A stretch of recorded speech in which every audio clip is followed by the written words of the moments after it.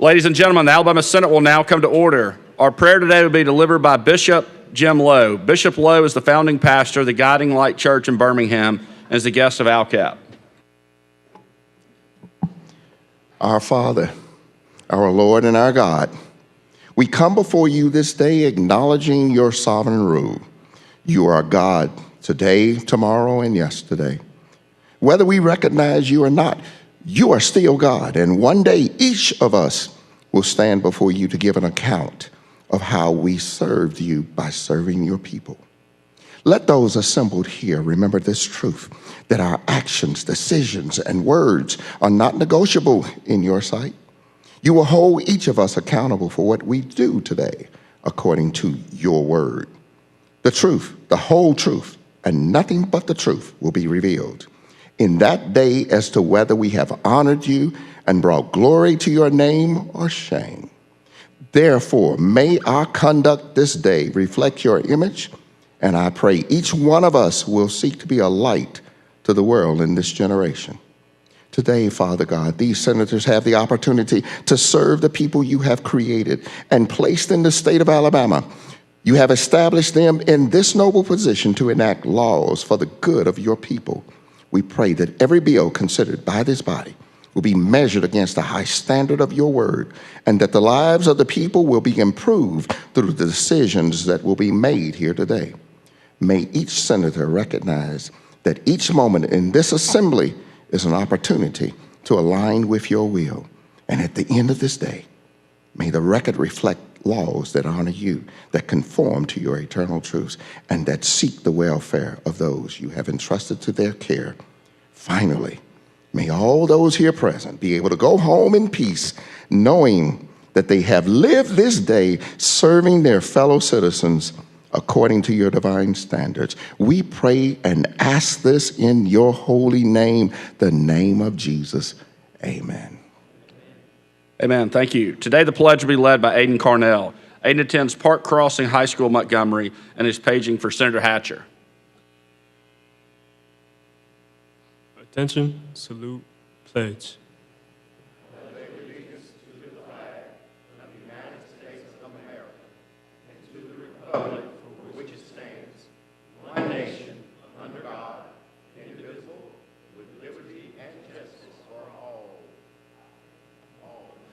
Thank you, Aiden. Secretary, call the roll.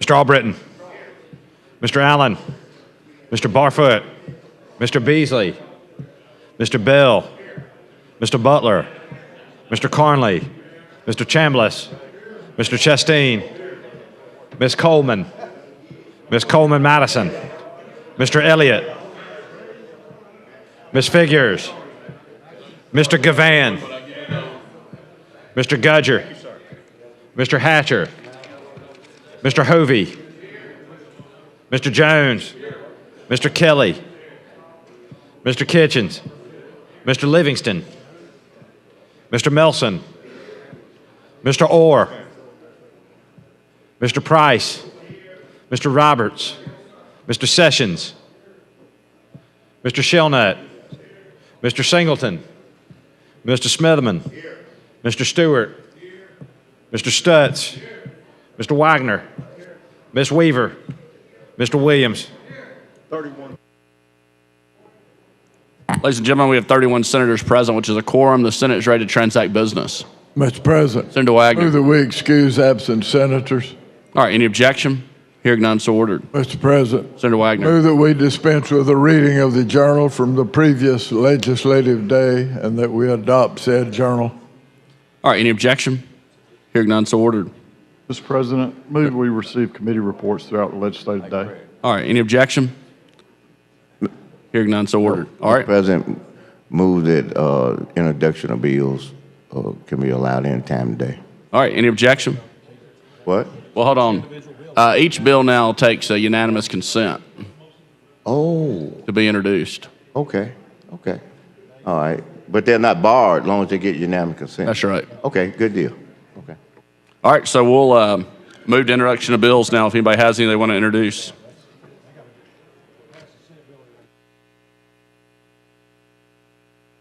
All right, now move on to House messages. Before we get started, I want to recognize some special guests in the gallery. The guest of Senator Jack Williams. His wife, Bobby Williams, is here. If you could please stand, Bobby. Welcome to the Alabama Senate.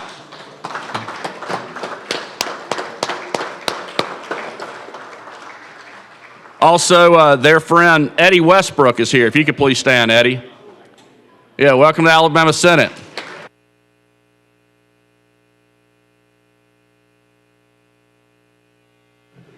All right, Secretary, call the first House message. Message from the House. Mr. President, the House of Representatives has originated and passed the following engrossed House bill and ordered same sent forthwith to the Senate. House Bill number 298 by Representative Colvin and others regarding public high schools is referred to the Committee on Education Policy. Signed, John Treadwell, Clerk.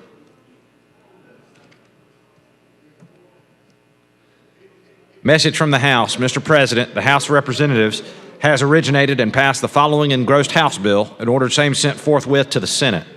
House Bill number 297 by Representative Fidler and others regarding cash transactions is referred to the Committee on Banking and Insurance. Signed, John Treadwell, Clerk.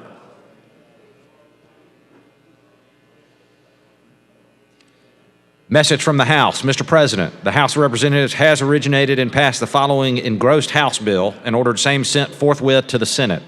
House Bill number 53 by Representative Sellers regarding child custody is referred to the Committee on Children and Youth Health. Signed, John Treadwell, Clerk. Message from the House. Mr. President, the House of Representatives has originated and passed the following engrossed House bill and ordered same sent forthwith to the Senate. House Bill number 449 by Representative Robbins regarding genetic material is referred to the Judiciary Committee. Signed, John Treadwell, Clerk.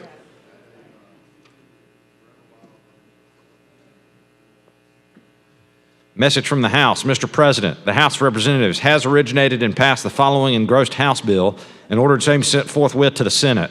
House Bill number 474 by Representative Lipscomb and others regarding property rights is referred to the Judiciary Committee. Signed, John Treadwell, Clerk.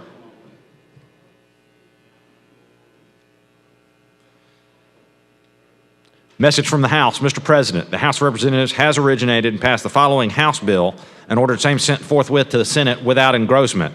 House Bill number 414 by Representatives Lamb and others regarding municipal audits is referred to the Committee on County and Municipal Government. Signed, John Treadwell, Clerk. I'd like to have title read then, please. All right, Secretary, read the title. What are we on? Oh, messages? Okay, cool. Gotcha.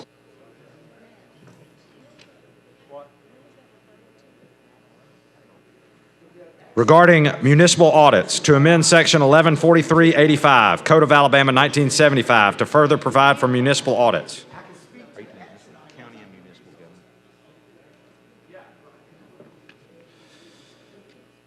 Message from the House. Mr. President, the House of Representatives has originated and passed the following House bill and ordered same sent forthwith to the Senate without engrossment. House Bill number 537 by Representatives Tillman and England regarding criminal procedure is referred to the Judiciary Committee. Signed, John Treadwell, Clerk.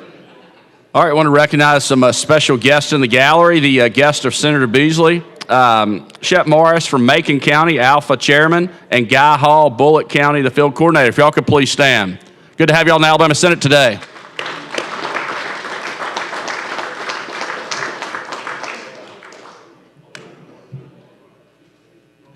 Message from the House. Mr. President, the House of Representatives has originated and passed the following House bill and ordered same sent forthwith to the Senate without engrossment.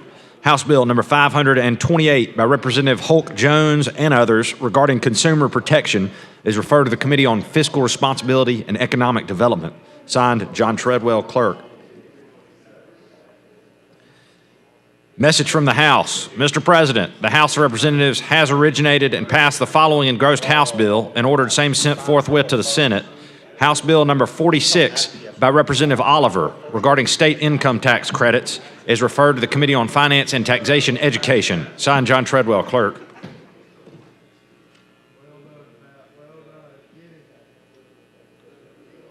Message from the House. Mr. President, the House of Representatives has originated and passed the following House bill and ordered same sent forthwith to the Senate without engrossment. House Bill number 543 by Representative Brown regarding exemptions from taxations and licenses is referred to the Committee on Finance, Taxation, General Fund. Signed, John Treadwell, Clerk. Message from the House. Mr. President, the House of Representatives has originated and passed the following House bill and ordered same sent forthwith to the Senate without engrossment. House Bill number 435 by Representative Witt regarding economic development is referred to the Committee on Fiscal Responsibility and Economic Development. Signed, John Treadwell, Clerk. Message from the House. Mr. President, the House of Representatives has originated and passed the following engrossed House bill and ordered same sent forthwith to the Senate. House Bill 559 by Representative Keel regarding crimes and offenses is referred to the Committee on Fiscal Responsibility and Economic Development. Signed, John Treadwell, Clerk. Message from the House. Mr. President, the House of Representatives has originated and passed the following engrossed House bill and ordered same sent forthwith to the Senate.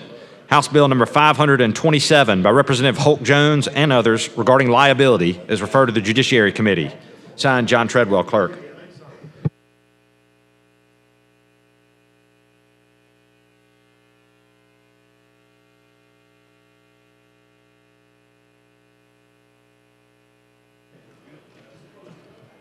Message from the Governor. Senate confirmation number 183, appointing Eric H. Terry to the Alabama National Guard, promotion to the rank of Brigadier General Army, is referred to the Committee on Confirmations.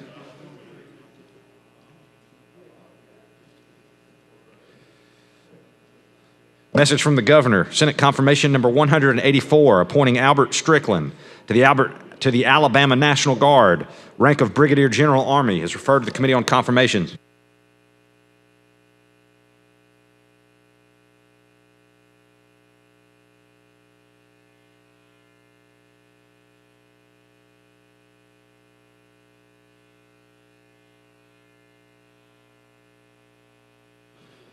Message from the House.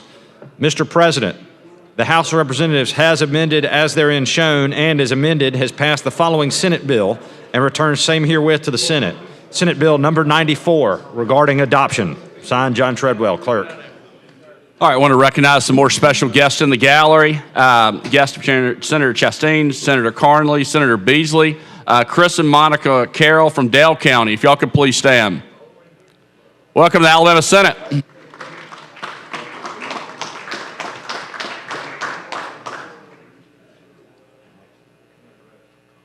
Great to have you all today. All right, Secretary called next House message. We got to vote on this.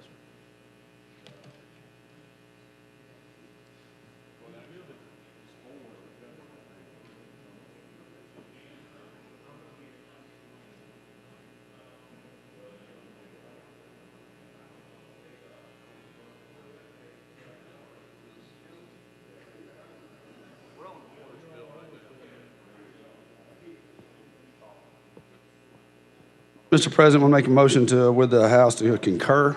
Is that? All right. Mr. President, Yes.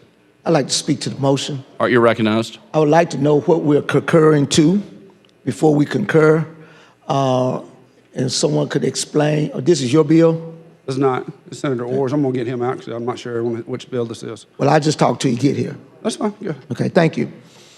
Ladies and gentlemen, these bills are coming back up. I don't know what the House has done and what we're concurring to. So just want to understand what we're doing down in the blind.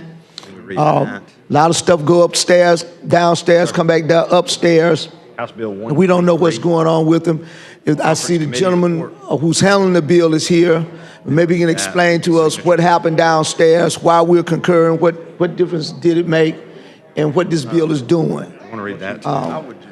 I would yield. Message from the House. Thank you, Senator.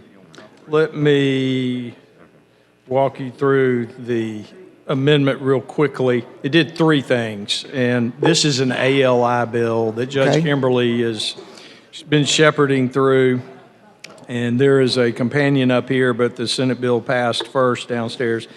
The first thing was the investigation requirements. Those were tightened up a little, or loosened up just a little bit as it relates to people that are over the age of 14, and there were special circumstances that needed to be taken into account. So it says the court in its discretion may allow a deviation from the investigation requirements for good cause only as it relates to any household members age of 14 or older. And that's something that came recommended from the attorneys involved that arose after the original bill had passed, and ALI was contacted and thought it was a good amendment. The second one is, it again talks about the court in its discretion, may require additional information about the investigation, et cetera. And then there came up about the situation of adults adopting another adult. And so that was a request. A lot of states, when we did the research, a lot of states allow that you know, you could adopt a 22-year-old or something. So Mr. Latham came up with some language that would allow adults to adopt, but we weren't going to allow it for just anybody, because then you could game the system with benefits and say, this is my child, you know. So there were some parameters and guardrails put on that were signed off by the ALI committee. So when you talk about the guardrails, you're just not going to let anybody. So we'll have a special class of people that will be able to adopt? Well, the court has to satisfy that there exists a multi-year relationship. Court will make the decision. Yes. Okay. Akin to that between a parent and child for the adoption, and that the adoption is for a legitimate purpose. So the court has the authority now to adopt, where you can adopt an adult, and this is new ground for our state.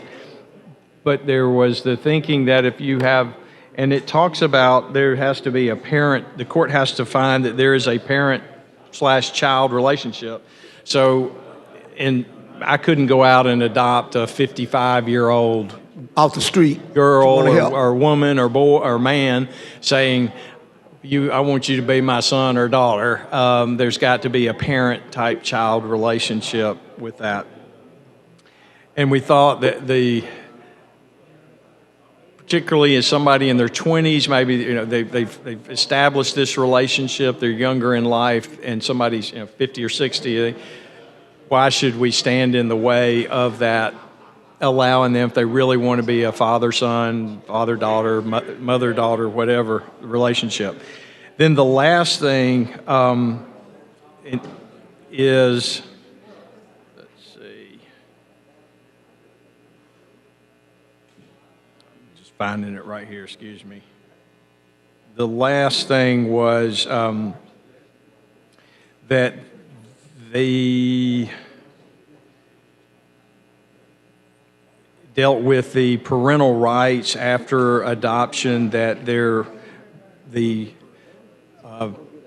if you're adopting a child and the parent has given up, waived all their parental rights already, and so now you have a foster child whose parents have said, I give up my parental rights. There needed to be some clarification with that, and so that was the third thing that we did. Thank you for that explanation. And you're certainly right to know what these. Not that you need my approval, but these are important amendments coming up, and right. I appreciate your diligence as a legislature on. Thank you, Ms. Sorry about my kind of fumbling. No problems. I better understand. Yeah, because that's important to know that these things. This is the first time I was hearing about the adult adoptions, and that's new ground for us. But when we looked around at all the other states that allowed this, it working pretty well. It seems to be. It's not being abused, and that was one concern I had. Is this going to be abused to get around estate and tax laws or will, whatever? Is it going to be abused? And found out that there's really not much that can be done if the judge finds it's all on the up and up. Gotcha. Thank you. Mr. President, I'd move to concur, renew Senator Governor's motion, using the previous roll if there is one. Okay. All right. Secretary, call the long roll. Mr. Albritton. Mr. Allen. Mr. Barfoot. Mr. Beasley. Mr. Bell. Mr. Butler. Mr. Carnley. Mr. Chambliss. Mr. Chasteen. Ms. Coleman. Ms. Coleman Madison. Mr. Elliott. Ms. Figures.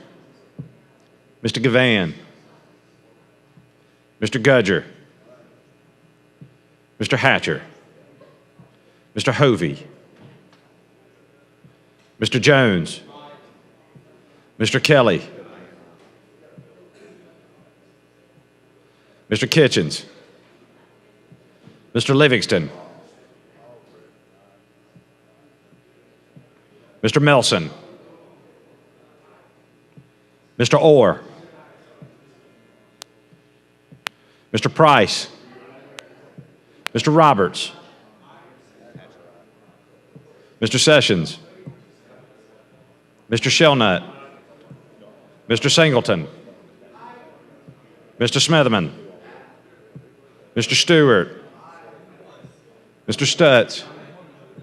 Mr. Wagner. Ms. Weaver. Mr. Williams. 29 ayes, 0 nays. Senate concurs on Senate Bill 94. Secretary, call the next House message.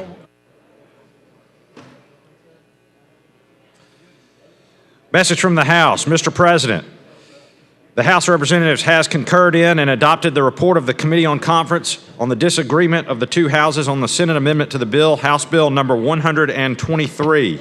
We, the Committee of Conferees, appointed to reconcile the difference between the two houses concerning House Bill 123, have met and considered the matter and agreed to the attached Conference Committee substitute. Respectfully submitted, Representatives Underwood, Lawrence, and Wilcox on the part of the House, and Senators Kelly, Beasley, and Butler on the part of the Senate. Mr. President. Senator Kelly. What the conference committee, what came out of that was we had an issue that in the original bill we put trying to get geographical diversity throughout the state, and we attached it to Senate districts.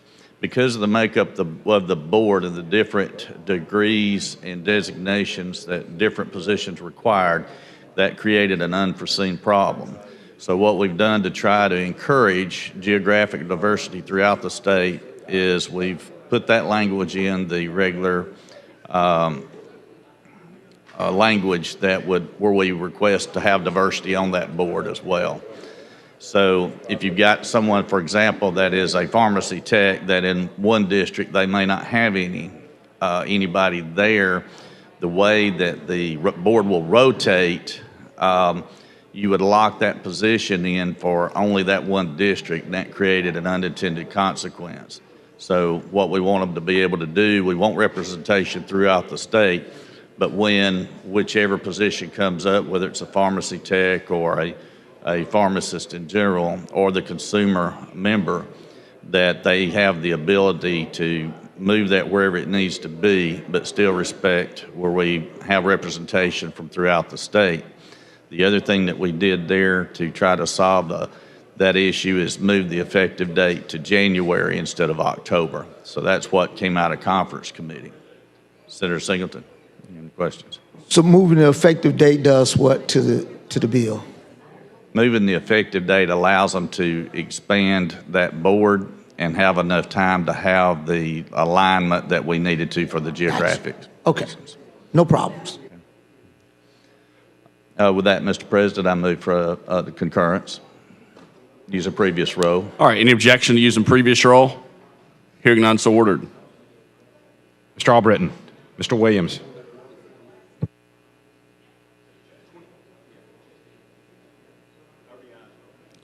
Thirty ayes, 0 nays. The Senate concurs.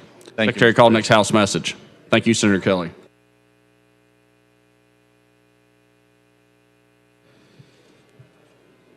Message from the House. Mr. President, the House of Representatives has amended as therein shown and is amended as passed the following Senate bill and returned same herewith to the Senate. Senate Bill number 194 regarding agriculture authorities.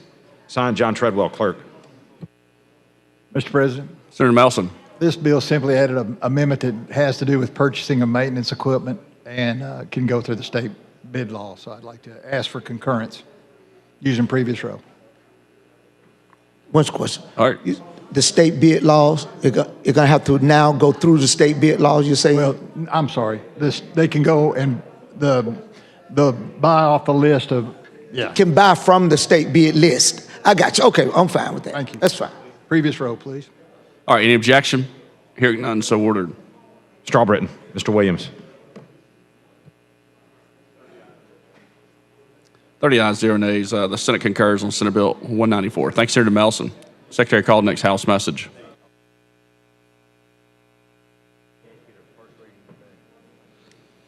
Message from the House. Mr. President, the House of Representatives has amended, as therein shown, and is amended, has passed the following Senate bill and returns same herewith to the Senate.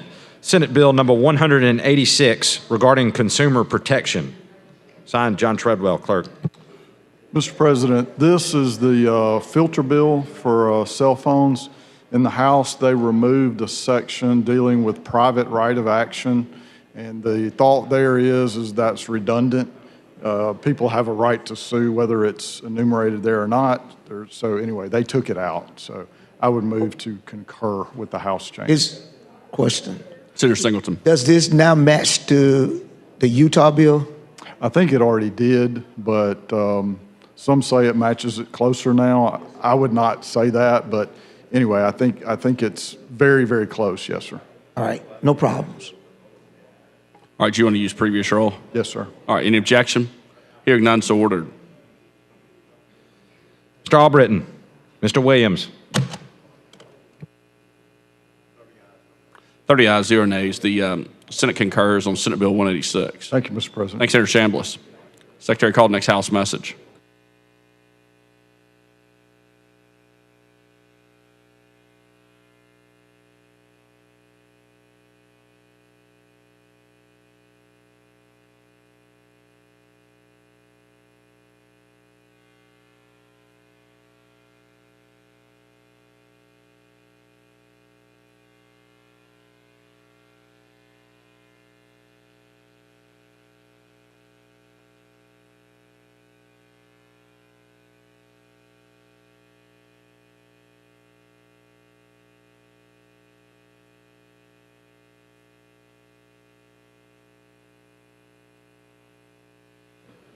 Message from the House. Mr. President, the House of Representatives has amended, as therein shown, and is amended, has passed the following Senate bill and returns same herewith to the Senate. Senate Bill number 140 regarding the Coach Safely Act. Signed, John Treadwell, Clerk. Mr. President, Senator Wagner. this is a bill that was called the Coach Safely Act. It's all about youth sports, and it's really taken off in the state of Alabama. And the House added a minor amendment to the Senate bill, and I move that we concur in the House amendment. Senator Singleton. Mr. Chairman, when you say a minor, was it just a technical date? I like the bill. I like the bill. You said they made no significant change to your bill. It was something that really wouldn't affect the core of the bill. No significant change, Senator. Minor. It was agreed on in the House, and as a sponsor, I agreed to it also. Well, my people want to know, what was it? What was the change? Excuse me? What was the change? I'll read it to you. Okay. The procedure provided in subsection A shall not apply to any county or municipality or any board, agency, department, corporation, authority, or instrumentality of a county or municipality. Okay, so basically kind of taking them out. Yeah. Gotcha. Okay. I'm fine. Move that we adopt that we concur in the House amendment. Would you like to use previous roll? Using previous roll. All right, any objection? Hearing none, so ordered. Strawbritton, Mr. Williams. 30 ayes, 0 nays. The Senate concurs on Senate Bill 140. Secretary called next House message. That concludes House messages. All right, now move on to committee reports. Secretary, when you get ready, call the first committee.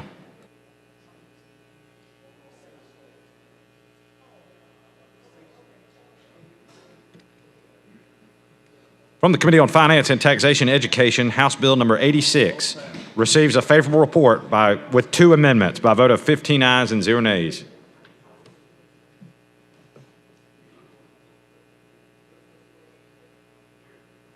From Finance and Taxation Education, House Bill number 273 receives a favorable report by a vote of 15 ayes and 0 nays.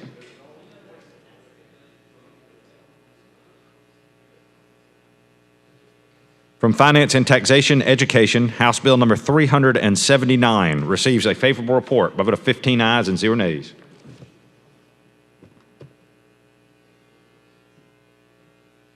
From Finance and Taxation Education, House Bill number 386 receives a favorable report with substitute by a vote of 14 ayes and 1 nay.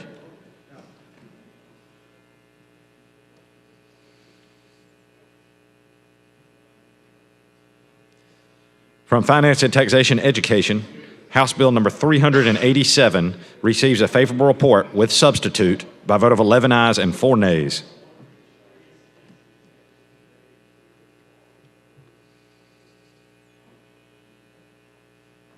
From Finance and Taxation Education, House Bill number 388 receives a favorable report with substitute by a vote of 14 ayes and 0 nays.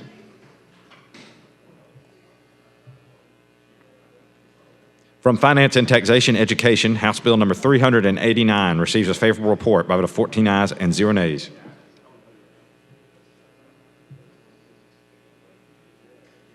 From Finance and Taxation Education, House Bill number 600 receives a favorable report by a vote of 16 ayes and 0 nays.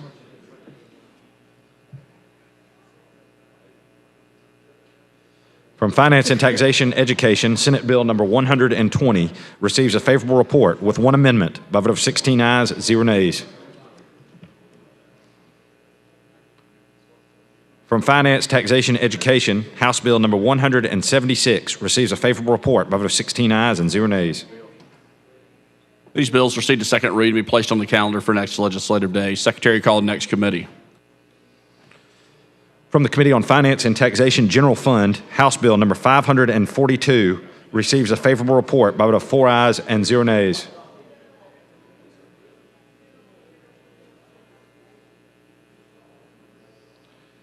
From Finance and Taxation General Fund, House Bill number 472 receives a favorable report by a vote of 4 ayes, 0 nays.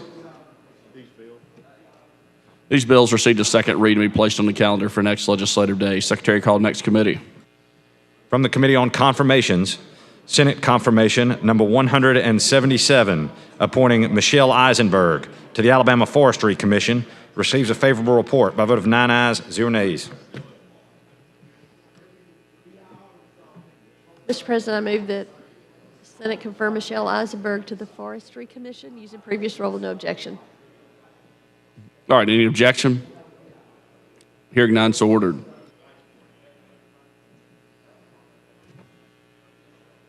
Mr. Albritton, Mr. Williams. 30 ayes, 0 nays. Michelle Eisenberg is confirmed. Secretary, call the next confirmation.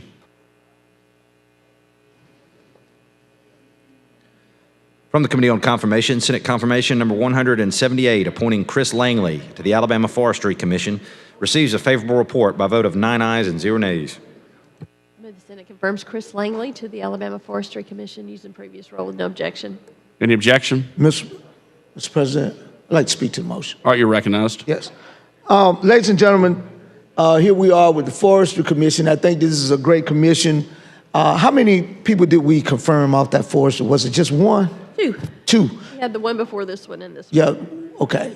We have 2 that came out the Forestry Commission, and I think that yesterday I thought we was gonna have our last meeting, but I'm hearing we possibly could be having another meeting before these last 4 days at some point on confirmations. And I wanted to commend you, Madam Chair, for the job that you've done throughout this year with confirmation and getting them out with the ease that you has gotten them out with, and allowing those members to come and talk to us. So we got to see some faces for some of those people. Probably I'd say about 40% of the folks that we confirmed came around. So we had the ability to ask questions if we wanted to, and or hear their testimonies, those who came to us. So just want to thank you for that and giving us that opportunity to be able to go through this process, because confirmations are important. And that's why we do confirmations, so they can be confirmed. And I think that this committee takes their work very serious. I think that the appointment secretary, Mr. Bass at the governor's office, did a great job at giving us statistics on things that we wanted to know about these conferees that was coming up to be confirmed. And so that is something that I've served on this committee for some years now, since I've been in this body. And confirmation has been a committee where we're able to put good people and allow people to serve in our government and in democracy to make it better. And so I want people to know that, yes, I'm slowing things down today, because there are some bad bills on this calendar that I don't want to get to if I don't have to. I know folk want to go see their president, so I'm going to push it right up to that limit.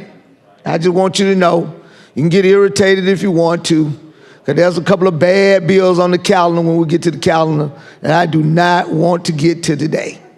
And so, so if we got 5 confirmations, that'll be 5 hours I can talk. And so we can get there, and we won't have to get to this calendar, because I know people got to leave by 1 o'clock to go see their president. And so it ain't hours. You ain't never claimed Biden. You didn't claim Biden. No, you didn't. So you didn't claim Obama or Biden, so we're fine. Well, I'm going to tell you this here. I don't want mine. He ain't mine. So I'm just being honest about what I'm doing, okay? So I don't want nobody to be mistaken about what's happening here at this mic. And we're going to get them out, because I think these are some great people. I have nothing against the person get confirmed, and that person's going to get confirmed. But it'll probably be in the next 49 minutes, okay? And so forestry does a great job. I think we have a good commissioner who does great work. I think the work that they do for our state is good work, especially in rural community with wildfires. You know, forestry are always there. You can always depend on them to come with them bulldozers, you know, because we have a lot of little wildfires, a lot out in rural communities, and we don't have access to water to get them out. That's where forestry comes in. They come out with their dozers, they're pushing up, making windrows and getting those fires under control to make sure, you know, that we get them put out in a timely manner. Some of them get out of hand with them, but for the most part, we don't have major problems with forestry burning. And so we have those real dry periods of time in our state to where it gets real dry. And so we're trying to push it. And so there's going to be some good times where forestry need new equipment. I'm always in support of trying to make sure that they get what they need in their budget. I think we got some good foresters out there. I know over in at the Federation of Southern Cooperatives over in Epps, Alabama, which is a national black farmers organization, and they have a compound there where they do training. And the foresters come over there and they train sometimes in that area. They have a dormitory, some come and stay, and they do a lot of training on those grounds because they got a lot of land, you know, forest land over there. So I think it's a great program for our state. And I think these men and women who serve on this board does a great job. And I've never gone to one of their board meetings, but we don't hear a lot of anything that's happening and say that, you know, for us to not to want to confirm someone, I have to take them off or have any kind of controversies like we saw with our Veterans Board. And so, and most of our boards and our government runs pretty efficient around here. They run real well and run really efficient. And so we're just gonna take our time this morning and let these people get out and go see the Commander-in-Chief and at the University of Alabama, and who the university system basically taking away scholarships from black medical students are part of that system. And the same man, the president, coming down to speak to them. So I guess that's what they wanted. That's what they got. So for all them folks who rolling with the tide, I have to look at them in a different light now. And so we're just going to take our time here this morning. Hey, Bill. Good morning. Good. And get to where we need to go. And I think that this is a great organization that for us to continue to work with and make sure that they get the things that they need to function in this state. We run a lot of wood out of this state. Forestry helps take care of those who are farming wood products, especially pine. You get a lot of beetle in pine, and they'll come out, inspect it, and help you out with it, tell you how to treat it. I remember once when I was in school through the forestry program in 4-H, we were given some trees to go home and plant. And actually— Senator Singleton, you care if I recognize some special guests in the gallery? Yeah, no problem, Mr. All right, thank you. The guests of Senator Jones and Senator Kelly, when I call your name, if y'all could please stand. The family of the late Cadet Drake and True Graham, Jennifer Burgess, Jeremiah Burgess, and Coco Graham, if y'all could please stand. Welcome to Alabama Senate. Great to have y'all today.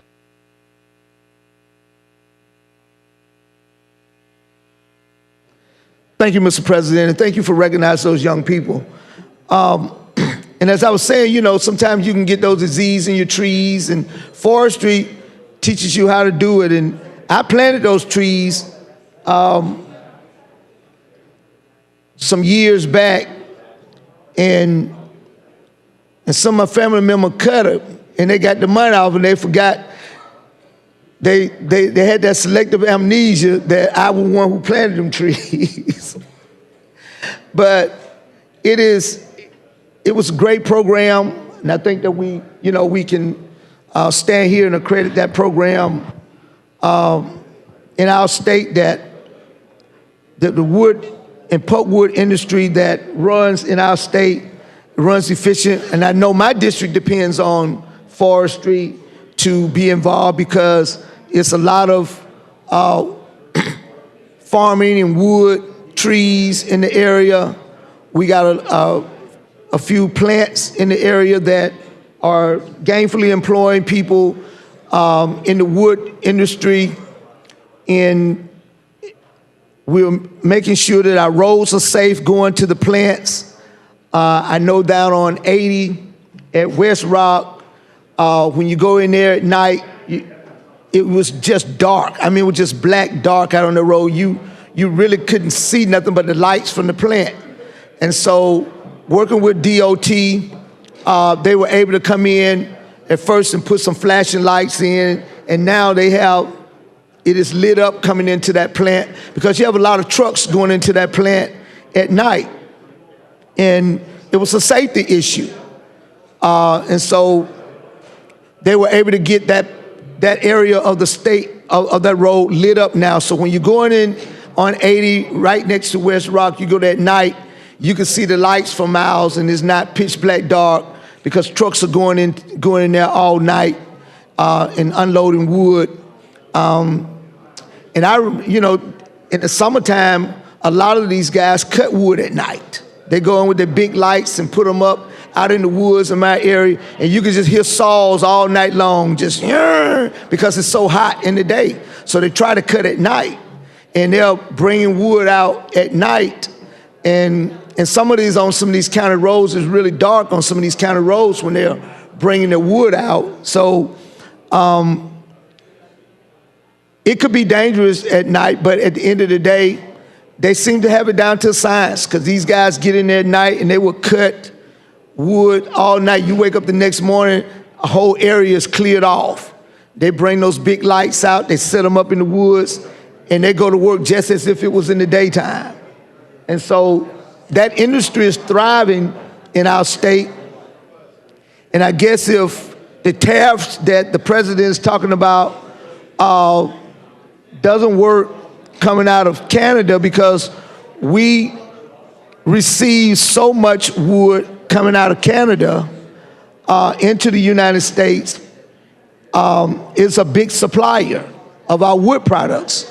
And so with that, I guess that would then give some of our companies here in the United States an opportunity to sell more, I guess, but it's probably going to be at a much, much higher price, because we saw housing go up a few years ago, the housing market go up, and now to build a house is extremely high now to build a new home, because of the tariffs and people are so uncertain. And so we just got to make sure, get some stability here as to where we're going. But this is one industry that continues to grow, continue to prosper. There are trees are being planted, replanted to help save the earth and its corrosion. A lot of our land in this area, we got a lot of prayer mud, we got sandy land, across the different spectrums. You can go to Alabama and you can get different textures of soil in terms of how trees grow, whether hardwood grows well in this area, whether or not it's going to be pine that can grow in this area. Pine seems to be the one that's going to grow the fastest, so therefore they'll be able to get them up in maybe about 15 years, and they can cut pine and get wood products out of it. So this is a very interesting industry. It employs a lot of people. There's a lot of trucks that are out here on our roads. That's why our gas tax was important, that Mr. Bronner talked about this morning, so that we can keep our bridges and our roads fixed, so that we can continue to thrive in industries that utilize these roads for commerce, to make sure that we are competitive in the market. And so forestry is one of those areas to where we have done a great job at. Could there be some improvement here and there? Yes, it possibly could, just like any industry. But at the end of the day, there's not been any scandals with forestry. There are some large landowners here in the state of Alabama that own land. And you got a lot of our nursing homes and out-of-state companies own a lot of property in the state of Alabama.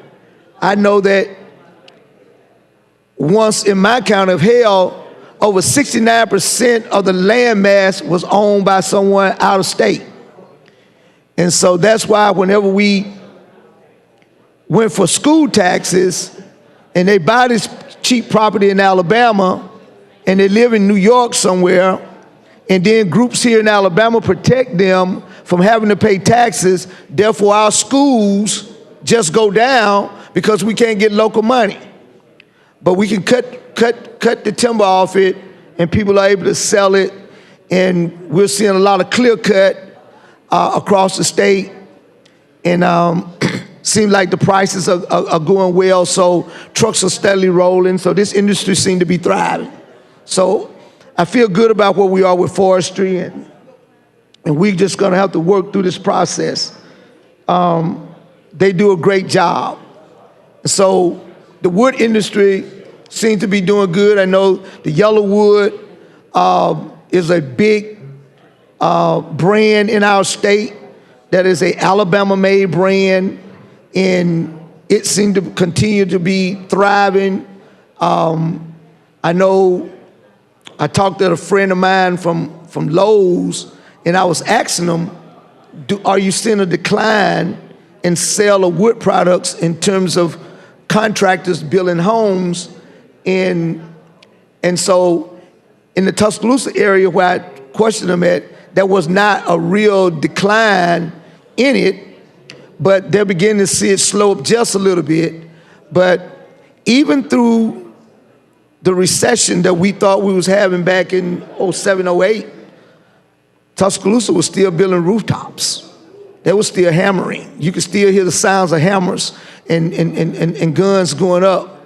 And that was always good for the economy. That town has grown leaps and bounds with the number of students that are coming in there. Houses are being built all around. Apartment complexes are being built. And so people are, no, don't, you can't write one to me. I can't be bribed. I'll take it. But anyway, this industry continues to thrive, and we're seeing, stores are beginning to continue to sell a lot of wood that are Alabama wood that is made right here in our state. And that's a good thing when we can harness our product and make it work right here for us. And so families are in need of that, to making sure that we get where we need to go. So I'm thankful for this industry, because I know it employs a lot of people in my district. It employs a lot of people across this state. And once I could see, even though there's pollution in the air from those stacks of smoke going out, hey, it's a sacrifice for work, because I know a lot of families that are able to make a good salary working inside of those plants. It's not easy work.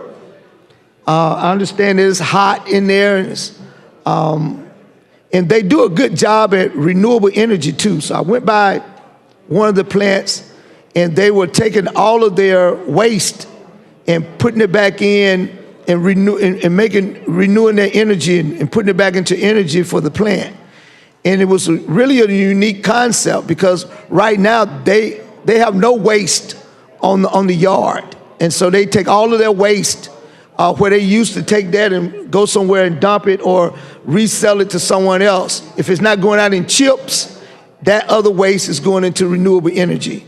And so that is something that is good to see, that this industry continue to keep up and they continue to advance themselves. So the forestry is looking real good.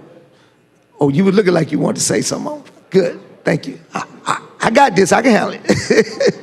And so that is one of the things that we are doing. I'm trying to stay real germane here, and just try to expound my limited knowledge of what I know about forestry and how that industry works. I've seen it all my life, and because those big trucks tear up roads. The weight of those trucks. I know we had a bill in here talking about an extra axle or something on them, and it became controversial. That's why county commissioners were against that bill so hard, because, we talk about roads being torn up, and so there has to be a balance. And so I think in that bill they came out with a balance to make it work, because certainly we didn't want to stop the industry. We didn't want to cripple the industry from doing what they're doing, because they put billions of dollars back into our economy. And so hundreds of millions back in our economy. So it's a balancing act that we have to make sure that when we look at that industry, that we wasn't crippling that industry from being able to advance, to grow, and to continue to make strides in the right direction, so that they could be competitive with other states to be able to get their products out to market. And so we were seeing, I know I was getting complaints about stops and tickets on trucks going in and out of mills. Oh man, I was getting inundated with those calls. So we sit down with Aaliyah and talk to Aaliyah, and Aaliyah went out, worked some stuff out with them. And so now, you know, they feel good about the fact, based on what the deal was. I wasn't on the deal-making team. I don't know what the deal was. But they were able to work it out to where they weren't stopping people going right into the mill and holding up traffic. Because some of those roads are narrowed, and especially going into those mills, some of them on county roads going in. If you got trucks lined up for miles, it could stop the flow of traffic for just general flows of traffic, with people flowing. And so they were able to work something out to where that didn't happen, and it doesn't happen as frequent as it has been. And so, and we do want safety. We don't want Aaliyah not to do their job. We want Aaliyah to do their job, because those logs are swinging. I remember right in Greensboro, Hill County, there's coming off 69,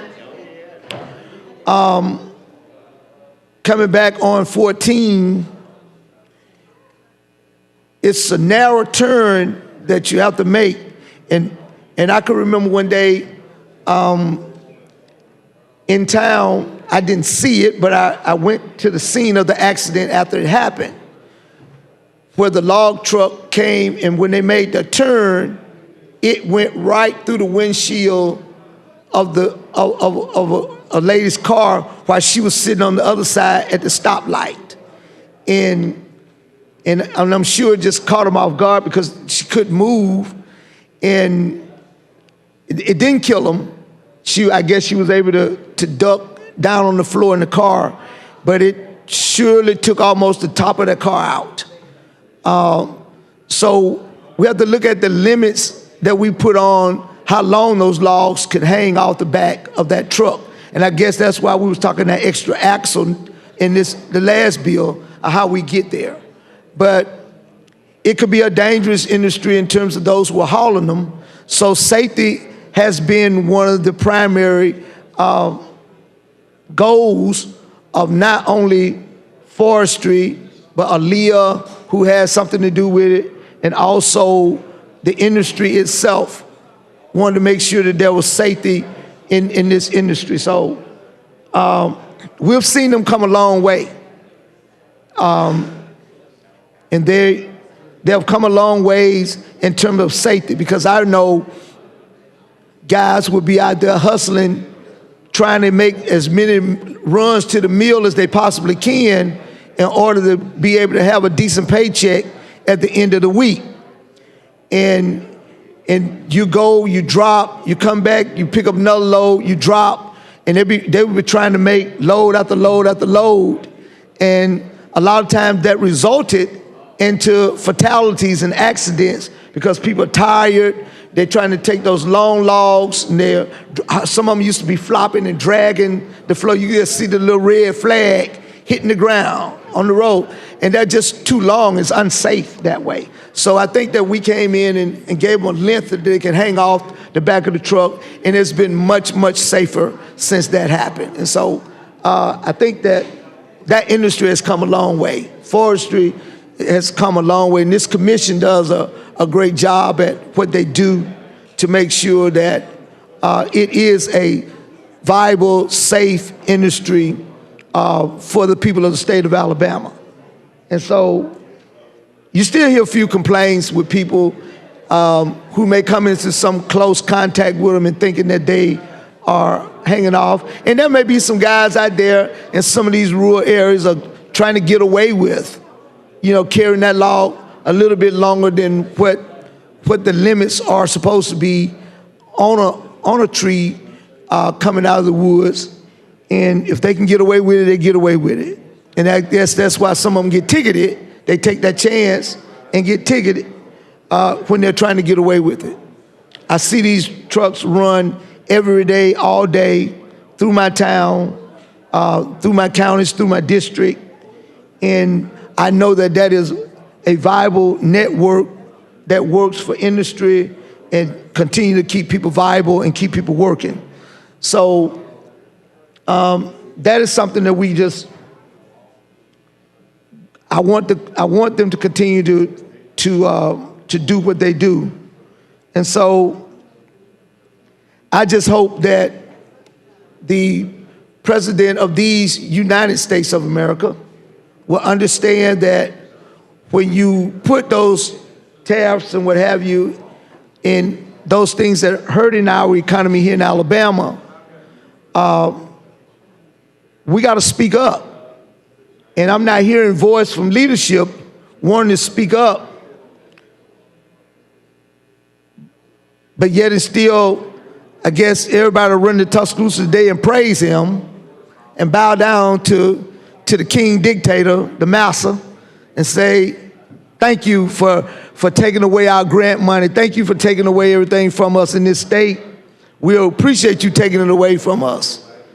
You know, the Biden administration put $58 billion in this state. Nobody said thank you, Mr. Biden.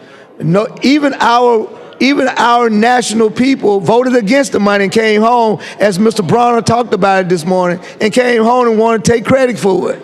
And they all voted against it.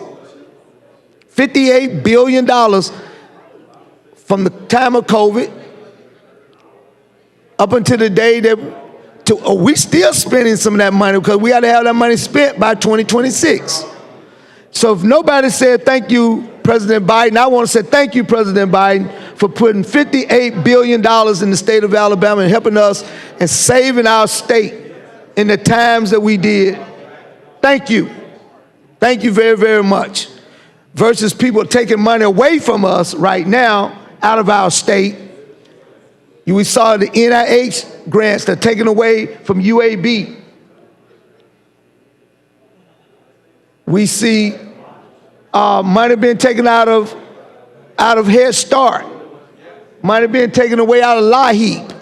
All the social services programs to help poor folks, you know. And what I'm being told that the savings that this administration through Dodge to this date has come up with will probably pay 1 day of interest on our debt. You ain't saving no money. You know what that tells me, Senator? That government runs pretty efficient. If that's all you can find, it's $1 billion here out of trillions of dollars worth of debt, and that's all you can find, that lets you know that government runs pretty efficient. And for those multi-billionaires who think that they can come and run government, don't know what the heck they're doing about running government. They need to let those who can run government, and you just stay in business. Maybe that's why their businesses beginning to plunder. The stocks are going down on their business. They probably need to bag out to go try to save their own business. You know, we got a foreigner that's running this country right now. We talking about immigrants and aliens. We got an alien running Washington in the Oval Office from South Africa, born in Pretoria during the apartheid regime, running the government up in Washington. And we're okay with that. And so, and taken away from Alabamians, taken away. So when y'all get up there today, y'all need to tell Mr. Trump, we want every dime back that you've taken away from our state. Can y'all send that message, please? But no, y'all gonna go up there skinning and grinning and taking pictures. That's what's gonna happen. Now, Senator, you better keep it germane. Come on. It is germane. Not really. I'm talking about tariffs. I'm talking about woodworks and products coming from Canada and tariffs. And people, I don't want the message to go to the man who's doing it. That is germane, because he's taken away from our state. So that's what I'm talking about. That's germane. Nobody want to talk about the truth. What's germane is the truth. And so I wasn't even going to get on there to now. I was going to get off of it, but now I got to get on it. Now I got to get on it. And I'm going to stay germane. Because we want forestry to continue to thrive in our state. But we can't thrive the way this administration is treating the people of this country. Everything is a DEI. Maybe the trees are DEI. They deserve to be cut down. Maybe that's what the deal is. So I don't understand it. And we're just going to have to work through it. So I just want my leadership, governor, lieutenant governors, pro tems, when y'all get to Tuscaloosa today, tell our commander-in-chief, please stop taking away from our state. We need our little money. We need our money for our programs. We need our money for our babies in Head Start. We need cancer research to continue in the state of Alabama through UAB, through genomics. We need that to happen in our state. Woodworking is a part of research. We got to continue to have that kind of research in our state to continue to thrive and be competitive. But if we have a commander-in-chief and his crony who's sitting up there, the alien from South Africa who's running the government, taking away, because y'all call people from Mexico aliens when they come across, those aliens from South Africa who's running the government, will you please tell him why y'all see him today? Give us our money back. Instead of y'all going up there just taking pictures and glad and happy to be there. Please tell him to give us our money back. You rushed out yesterday to name the Gulf of America. Brought that bill up back out of order and really didn't do it properly. They really didn't do it right. You went in there and the person who voted on the prevailing side just said he wished to bring it up, and then you gave a favorable report. When you bring a bill up, you got to bring it up, and then you got to be able to move to bring it back up a prevailing side, and then vote to have that done. And then you get back on the bill and vote the bill out. You were just such a rush, you didn't even do it right. But we can't call at the question because it's out now. Can't call behind the committee, but I watched it. I hope these chairmen learn their procedures and how to do stuff right in committees. You just didn't do it right. If I had been sitting there in that committee, we would never got it out because I'd have cuddled it up. Because you don't know the rules. You didn't do it right. To bring it back up out of order. To bring it up and reconsider it. You didn't do it right. And so you're going to name the whole Gulf? We don't own but 9 miles of it. So who can name the international waters? We don't own but 9 miles. From our coast out, is all we can claim is 9 miles. I bet you that bill doesn't talk about them 9 miles. So, but we need our money back, Mr. President, so forestry can continue to thrive, so we can keep our mills going, so we can keep running our trucks. We don't need diesel fuel going up on these folks because of tariffs. Oil coming out of Mexico, a million barrel oil come out of Mexico a day coming into the United States. But we want to call them aliens. We want to talk about them coming to this country when we are supposed to be a melting pot. We're supposed to be building. We need this wood to build. Build new homes, build new structures, welcoming people all. All of us are aliens. If that's the case,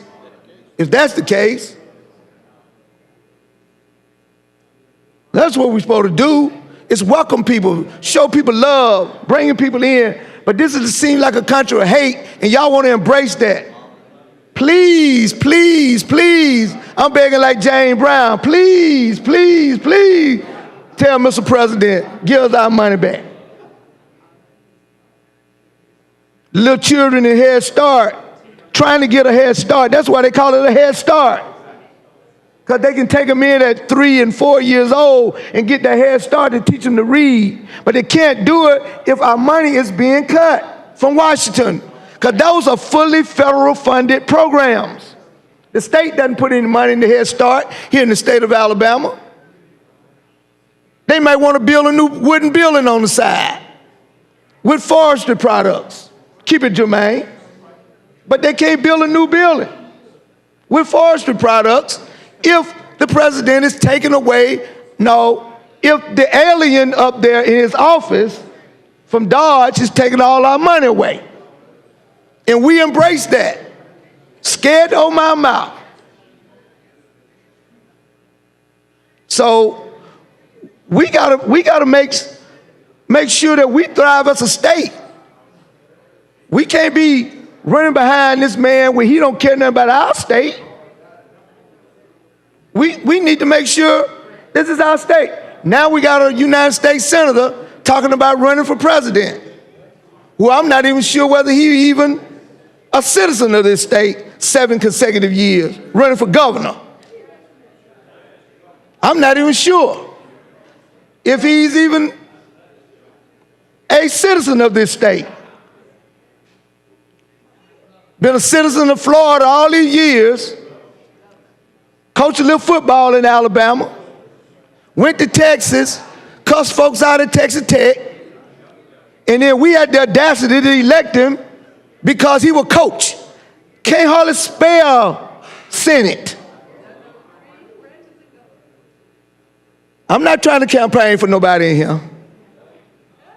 So, you know, I hope we don't make that fatal mistake by trying to make him governor of this state. And I know y'all, he gonna be up there, and y'all gonna be smiling, profiling with him today too. Kissing the ring. Kissing the ring. So, how much time we got? 20, ooh, I got a long time. 22 whole minutes. Good shot. And so, we're just gonna keep thriving through this. If y'all got to get your bags together and get y'all some riding popcorn to ride up Tuscaloosa, y'all can go and get it together. You know, get your little snacks.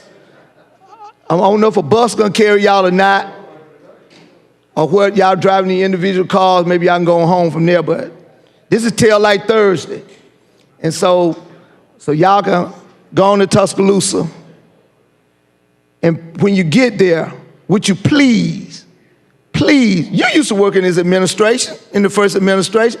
When you get to Tuscaloosa, would you please tell them we need money for health care? Would you please tell them little babies down here need that money back, that UAB need their money back? Will somebody carry the message? You, Madam Chair, could carry that message. You worked in that administration before. Would you please ask him to allow us to continue to thrive? Because we're the third most dependent state in America on federal funds, and we act like we got a whole lot of money. We stick our chests out here like we so good, and we need federal dollars to thrive. Because we want to maintain the cheaper taxes. That's why we got the poorest schools. That's why we down at the bottom. Because we want to satisfy the fat cats who leech off government. Their industry, they're based off leeching off government. There's a private company in this bill today that leeches off government. That's all they do. But when you want a school in your district, they be against you. But they leech off government. And they talk about folks on welfare and food stamp. They're the biggest welfare recipients in this state. They right here in this bill today. Biggest welfare recipient in this state. And I don't see no benefit that we get from them in this state.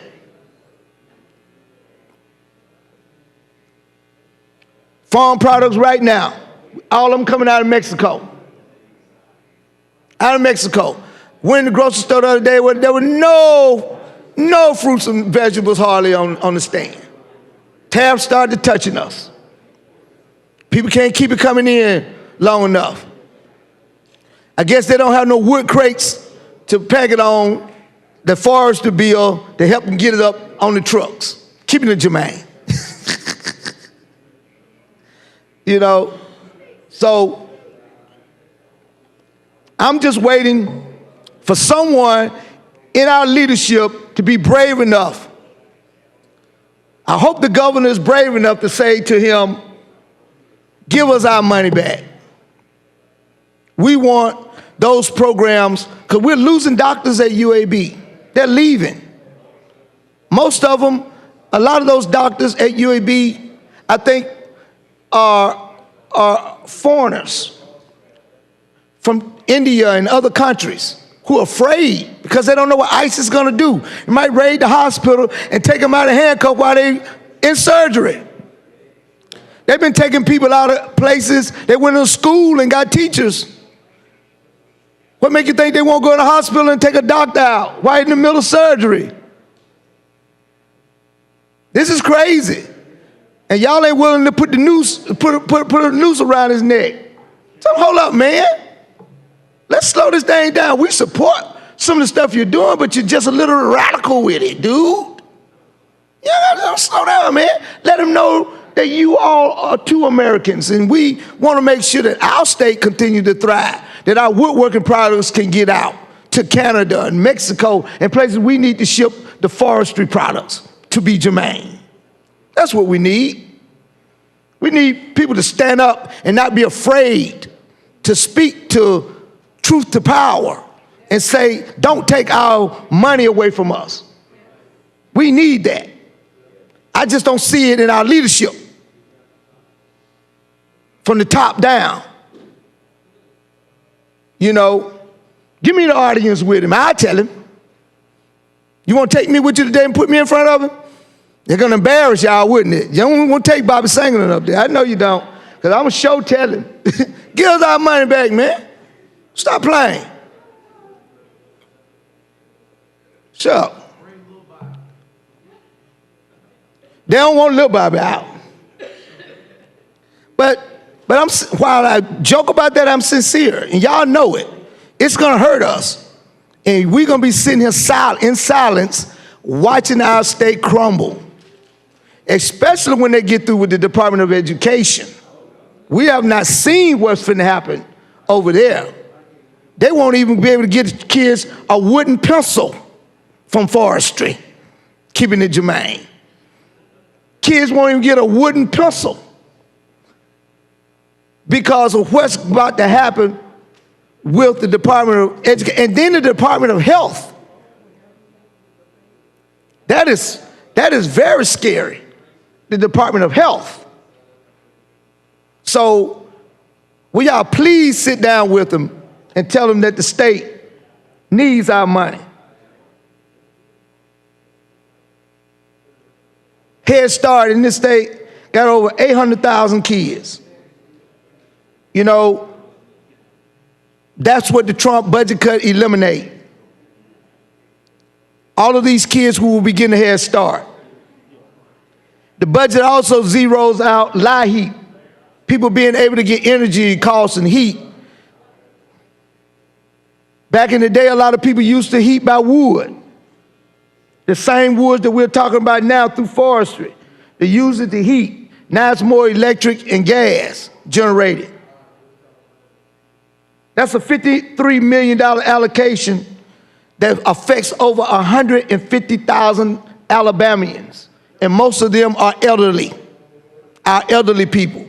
And nobody are saying a word from the leadership about where we are in this state. But we're busy about helping these corporate welfares get what they want. We all for that. This corporate welfare, we're willing to give them exactly what they want. That's what we're trying to do. But we can take away from these babies and won't nobody open their mouth about these babies that are being cut. Over 800,000 kids who was getting that Head Start are now going to have to wait, and we're already talking about being first grade ready. And they're going to have to now wait till they get to first grade before they begin to get that start, outside of what their parents are giving them at home. And some of them might not even be getting anything at home. We got to give our kids that start. And will you please get to Tuscaloosa? You ain't got to go to Washington. Just go to Tuscaloosa and ask him for our money back. We ain't telling you to go to Washington. Just ask him for the money here in Tuscaloosa. My colleague from Tuscaloosa, he'll be in your district. Tell him we want our money back. That's going to hurt us. 150,000 seniors through LIHEAP programs are going to hurt. Those are budget cuts, zeroing them out. That's a sad day in this state when we won't have no one to stand up. We're not talking about the number of people that were being served on the grants that we were getting through NIH that was coming into UAB and other hospitals. We're not talking about the other programs that have been cut that right now it might not even be unknown what they're going to do. Everybody is afraid to do anything with their budgets, to spend money. They can't go out and buy no wood products because they're afraid to spend their money. That's a problem. They can't spend the money because they're afraid. And then when they look like they're holding on a little money, we see a little money, then we want to take that little money out of their budget, talking about, well, y'all not spending the money. But would you please, please, please, please, I'm like James Brown, I'm on my knees.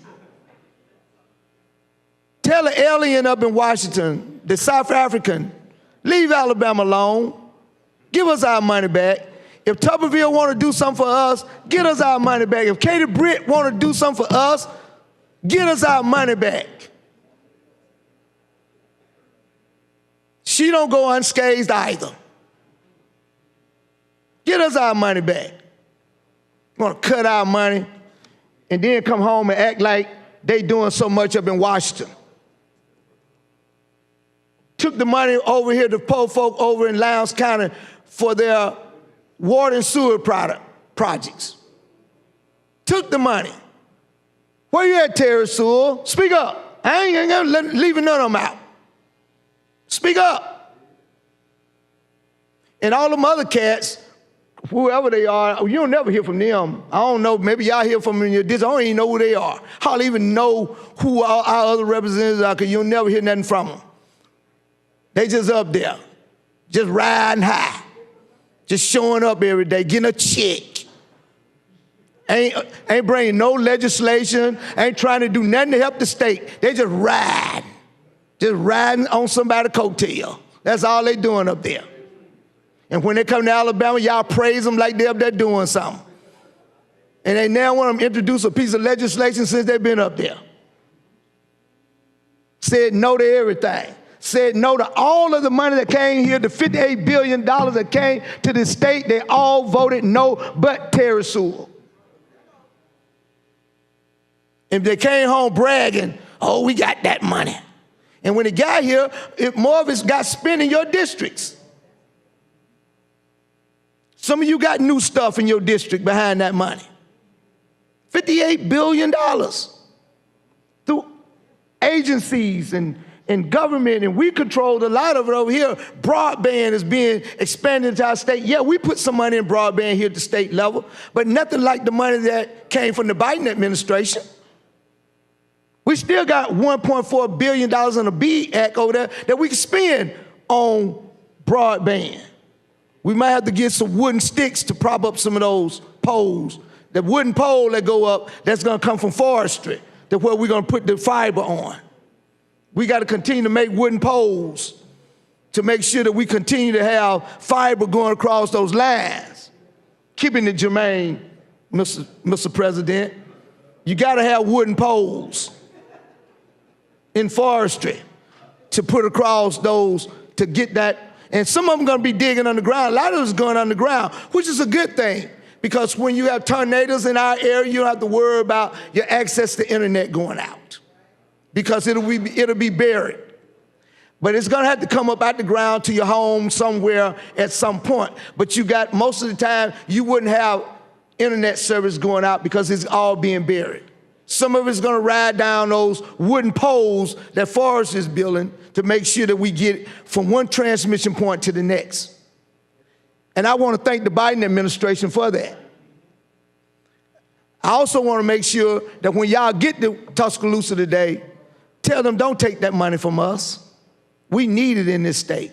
Because right now, they're sitting over there not knowing what's going to happen, know what to do because of regulations, because this administration is looking at how the BEAD money should be spent. We don't know what to do. We can't spend it right now because we don't know what the regulations are going to be.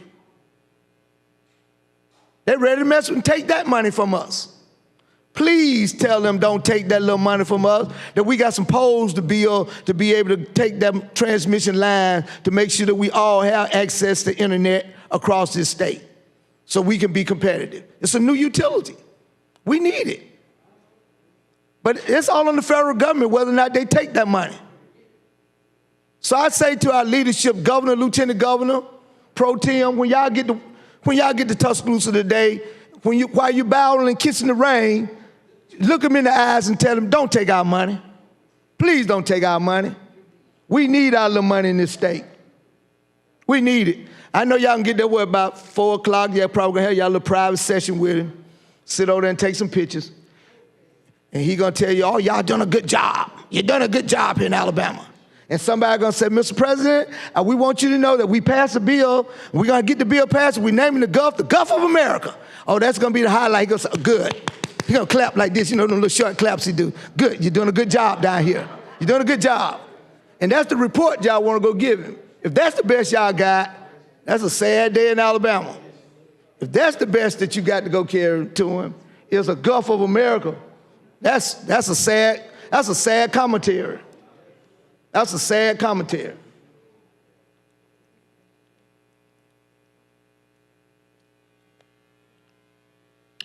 But we've been taken every day. And let you know that even though Alabama probably voted for him in terms of percentage higher than any state in the nation. And because we come up first, that's when you start taking that money. We have not been exempt from the money, from the take. And what appalls me is nobody is speaking up. Nobody is talking about it. Everybody's quiet, tiptoeing around, scared to talk. Because it's your party. Had that been Biden doing that, oh, y'all have been all over everywhere. It's a travesty taking the money away from poor people, taking the money from children. 800,000 children are being taken. I would have heard that all over the place. But it's your party. That's why you hear me saying it. Since you don't want to talk about it. But we got to get these polls up so we can run that new $1.4 billion in BEAD Act, money that the Biden administration put into this state. $58 billion that the Biden administration put into this state. The Biden-Harris administration put into this state. Thank you, Mr. Biden. We're grateful. But for that, we would have fallen on our face in this state. We faced a lot of cuts. When we was up against Medicaid, CMS expanded and gave us more money. Even though we weren't an expansion state, they still gave us more money to be able. Families received more food stamps during the pandemic. Families were able to continue to feed those that couldn't go to work because we shut down all our businesses. Families couldn't go. The Biden administration made sure that our families continue to eat. We didn't have to miss a beat. And people still talked about what the deficit is. But we weren't saying anything about the deficit when we were spending them $58 billion. And we still got to do more money. It has to be spent before December of 26. All of the money has to be spent. And so it's a challenge. It's sad that it's a challenge that some things we had to turn money back in because we don't even know where to spend the money at. We don't have enough to even spend the money on. We was in the committee, I think $7 million came back and got redistributed out to hospitals, which was a great thing because hospitals should have got more of that money, especially rural hospitals. We gave rural hospital $30 million out of that because even when we gave the $81 million on the first tranche, the big hospitals took that because it was divided by beds. The UABs and the Huntsville hospitals, they all got the majority of that money because it was divided by beds. Rural hospital, we had to come back in the second tranche and make sure the rural hospital had a category by itself. Because right now, they're building a new wing on my hospital with wood products from forestry, okay? They're building a new one. And so we saw rural hospital closing down in Thomasville. That hospital hadn't even been up 5 years. Brand new hospital sitting there because we refused to expand Medicaid, which could have helped. We refused to do a lot of things for health care. And they built that hospital, and I know they got a wooden roof on it. It wasn't a metal roof. I saw the wood go up. Talking about wood products. I think forestry does a great job in this state. And so, you know, we're gonna get through this, and but I wish that when you go up there today, please tell them, leave our little money alone and give that back what has been taken. That's all we ask. We don't want much. We're a little old state down here who's thriving, 5 million people, you know, just a little bit above 5 million people, and we're losing them every day because other states are progressing and doing things that we won't do in this state. We got to be able to retain talent here. We got to continue to have people who will work into those wood factories, making great wood products. There are a lot of people out there who are great with their hands and crafting the same wood that come out of these forestries, making great products. You got furniture companies here in the state of Alabama that are struggling now because they don't know what it's going to cost them to ship to the countries that they have been shipping to. They can't ship out anymore. That is hurting us also. The port is slowing down because we can't ship some of these products out of our port simply because of tariffs that our commander-in-chief and the alien that sits up in the White House is pushing him to do when we don't. It's hurting our Alabama products. The wood industry, even if they're shipping somewhere else. I know there's a lot of wood pellets that come out of this state that goes to Russia and other places. There's a pellet plant over in my district in Epps, Alabama, that they're doing pellets and they're pushing them out to Russia and other places. That was the intent of the plant to do that. But I'm sure now that intent has probably been put on hold because we don't know what's going to happen. They can't, because the cost and the price goes up, they can't get them out and they're not getting the return on their dollar. It's not the government that pays the tariffs. It's the industry. It's the people. And that pass on to us. And so we just need our little money back. I don't care all the other stuff he does. Give us our little money back.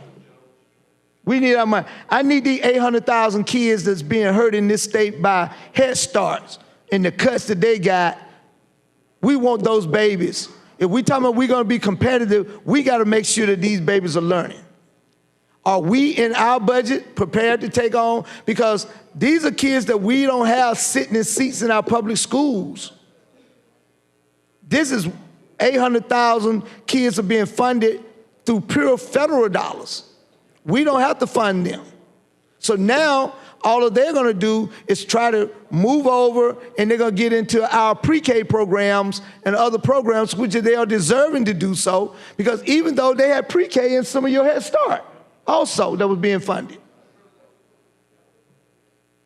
We got to, if we're talking about the future of our children and our babies, we got to make sure that they get a great Head Start. Ask this man for our money back and stop these cuts.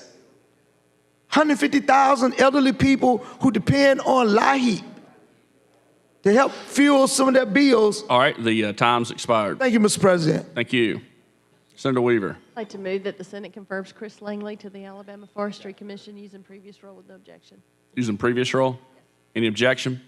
Hearing none, so ordered. Strawbritton. Mr. Williams.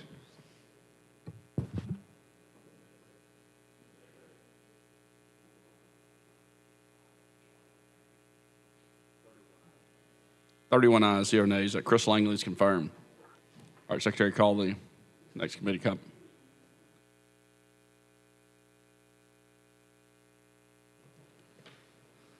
From the Judiciary Committee, House Bill number 202 receives a favorable report with 3 amendments by a vote of 9 ayes and 4 nays. Mr. President, have the title read. All right, Secretary, read the title. Regarding law enforcement officers, to establish immunity for law enforcement officers from civil liability, to establish immunity for law enforcement to establish immunity for law enforcement officers from criminal prosecution, to provide exceptions to such immunities, to provide procedures for asserting such immunities, to amend sections 13A 320, 13A 327, 13A 328, 1461 and 3622-3 Code of Alabama to repeal section 65338 relating to peace officer immunity.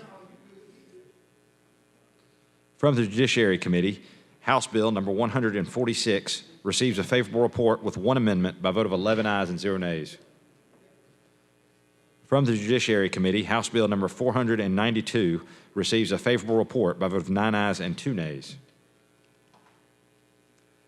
From the Judiciary Committee, House Bill number 285 receives a favorable report with 1 amendment by a vote of 13 ayes and 0 nays. From the Judiciary Committee, House Bill number 7 receives a favorable report with 1 amendment by a vote of 10 ayes and 3 nays. I'd like to have the title read, please. Secretary, read the title. Relating to illegal immigration, to designate sections 3113.1 through 3113.35 as Article 1 of Chapter 13 of Title 31 Code of Alabama, to add Article 2, commencing with Section 3113.50 to Chapter 13 of Title 31 Code of Alabama 1975, to create the Laken-Riley Act, to allow state and local law enforcement agencies to enter into memorandums of understanding and agreements with federal agencies to enforce federal immigration laws, to provide for procedures involving the arrest, detention, and transportation of illegal aliens, to provide for standard procedures for intake and booking of illegal aliens and foreign nationals in county and municipal jails, to require county and municipal jails to honor immigration detainer requests in certain circumstances, and to require county and municipal jails to prepare and report information regarding foreign nationals.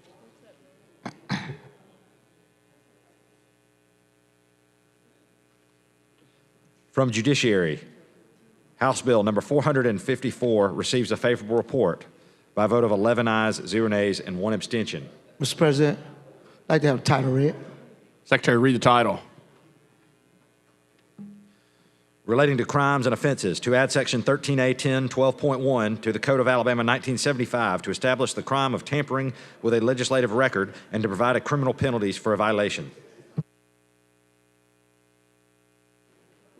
These bills see the second reading be placed on the calendar for next legislative day. Secretary, call next committee.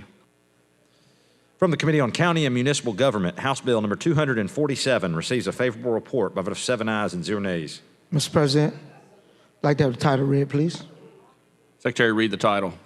Relating to the Gulf of Mexico, to rename the Gulf of Mexico as the Gulf of America and to require all state and local entities and employees of those entities to observe and implement the name change where practicable.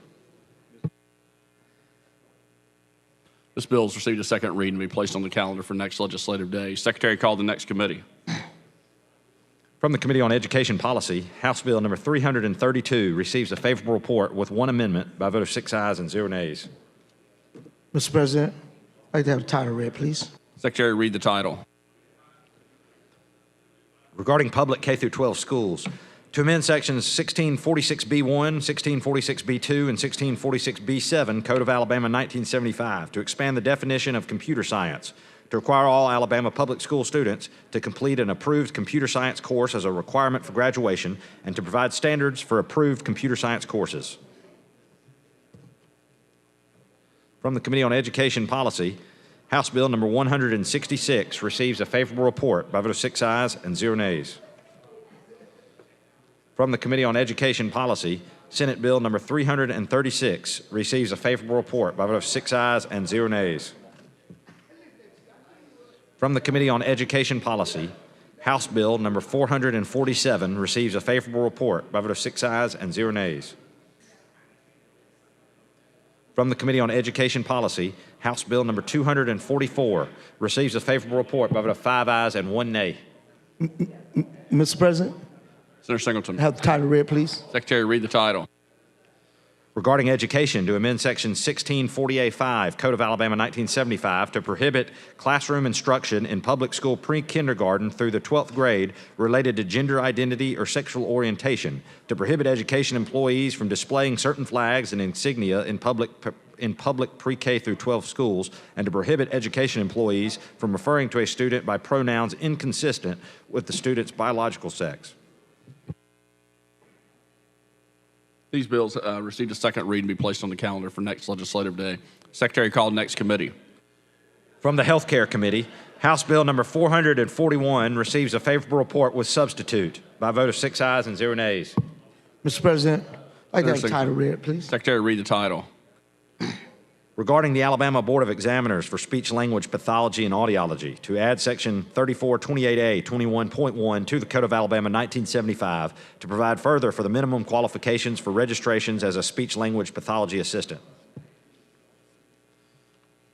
From the Healthcare Committee, House Bill number 425 receives a favorable report by a vote of 6 ayes and 0 nays. From the Healthcare Committee, House Bill number 416 receives a favorable report by a vote of 6 ayes and 0 nays. Mr. President, have the title read. All right, Secretary, read the title. Relating to sudden cardiac arrest, to amend Section 2 of Act 2024-392, 2024 regular session, now appearing as Section 1630D21, Code of Alabama 1975, to further provide for the placement of automatic external defibrillators in athletic venues and at athletic events. These bills received a second read to be placed on the calendar for next legislative day. Secretary, call the next committee. From the Committee on Veterans and Military Affairs, House Bill number 506 receives a favorable report by a vote of 8 ayes and 0 nays. Mr. President, I'd like to have the title read, length, please. Secretary, read the title. Relating to authorized emergency vehicles, to provide for the designation of an off-road vehicle as an authorized emergency vehicle, to provide requirements for such designation, to provide requirements for the use of such vehicle, and to provide for a limitation of liability for such designation and use of such vehicles. From Veterans and Military Affairs, House Bill number 480 receives a favorable report by a vote of 8 ayes and 0 nays. Mr. President, I'd like to have the title read, length, please. All right, Secretary, read the title. Regarding foreign national driver's license, to amend Section 32610.1 Code of Alabama 1975 to provide that a foreign national driver's licenses may not be used as a photo identification for voting purposes.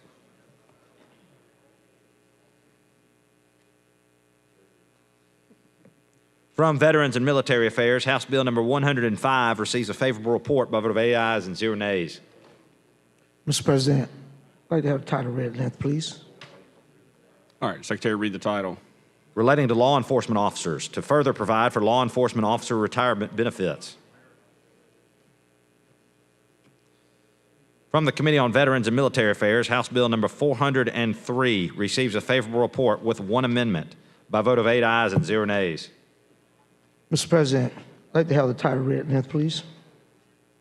All right, Secretary, read the title. Relating to crimes and offenses, to amend Section 13A 6260 Code of Alabama 1975 to further provide for definitions and to add Section 13A 6264 to the Code of Alabama to provide for the establishment, development, management, and maintenance of the Alabama Criminal Enterprise Database.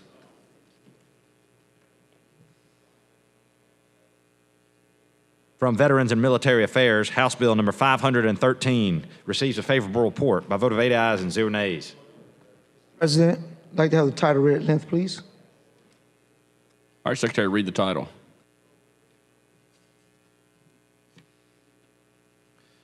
Relating to the Alabama Justice Information Commission to amend Sections 419590, 419594, and 419625 and 419650 Code of Alabama to mandate the collection and dissemination of biometric identifiers by certain entities, to authorize the use of certain approved biometric identification devices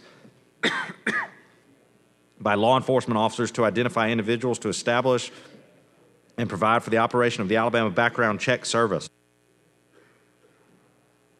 To add Section 419650.1, 419650.2 419650.3, and 419650.4, and 419650.5 to the Code of Alabama to authorize ALEA to perform authorized background checks for non-criminal justice purposes, to provide for approved types and use of background checks for non-criminal justice purposes, to authorize ALEA and its secretary to establish and collect fees for background checks for non-criminal justice purposes, to establish the Alabama Rap Back program, to provide penalties for the misuse of a background check report, to make conforming changes to update terminology, to make non-substantive technical revisions to update the existing code language to the current style, and to repeal Article 4 of Chapter 2 of Title 32, Code of Alabama, 1975, regarding criminal history information.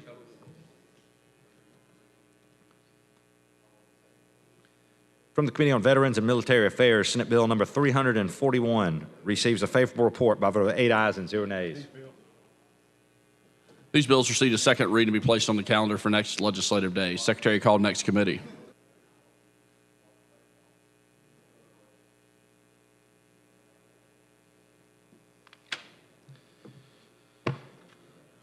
From the Committee on Local Legislation, House Bill number 510 receives a favorable report. From Local Legislation, House Bill number 424 receives a favorable report. From Local Legislation, House Bill number 581 receives a favorable report.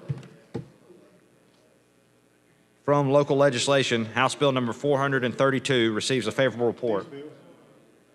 These bills received a second reading to be placed on the calendar for next legislative day. Secretary called the next committee. Before you do that, let me recognize some special guests in the gallery. The guest of Senator Price, Woodland High School senior class. If y'all could please stand. Welcome to the Alabama Senate. Good to have you today.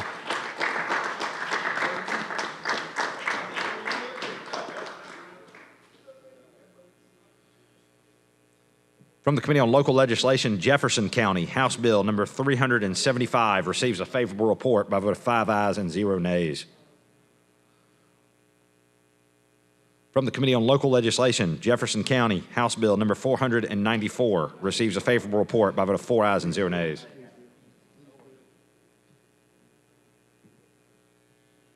These bills received a second reading to be placed on the calendar for next legislative day. Secretary called next committee. From the Committee on Local Legislation, Mobile County, House Bill number 567 receives a favorable report by a vote of 2 ayes and 0 nays. This bill has received a second reading to be placed on the calendar for next legislative day. Secretary called next committee.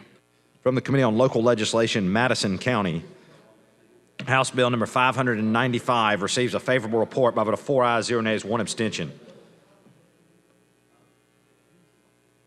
From the Committee on Local Legislation, Madison County, House Bill number 583 receives a favorable report by a vote of 5 ayes, 0 nays.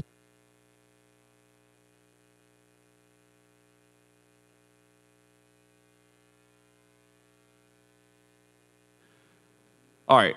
These bills received a second reading, and this concludes committee reports. Now move on to motions and resolutions. Any motions or resolutions? Oh, Senator Allen, don't trip. All right, what do you have, Senator Allen? Mr. President, we have an SJR I'd like to introduce. All right, Secretary, read and receive the SJR, please.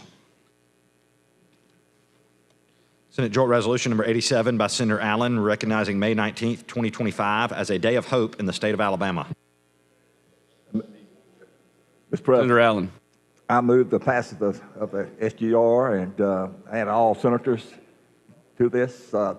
This deals with children dealing with cancer, and on May the 19th will be the day they're going to recognize this particular day. All right, any objection to adding all senators and co-sponsors? Hearing none, so ordered. And then you wanted passage? Yes, sir. Yes, sir. All right, all those in favor say aye. Aye. Any opposed? Resolution adopted. Thanks, Senator Allen. Senator Orr. Thank you, Mr. President. I have a resolution. All right, Secretary, read and receive the resolution.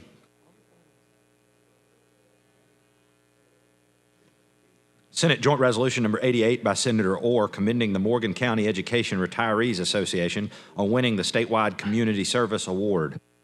Mr. President, I move unanimous consent for immediate consideration and all right, any objection? Hearing none, so ordered. All those Adoption of the resolution. all those in favor say aye. Aye. Any opposed? Resolution is adopted. Thanks, Senator Orr. Mr. President, have a resolution from Rules. All right, Secretary, read and receive the resolution from rules, please.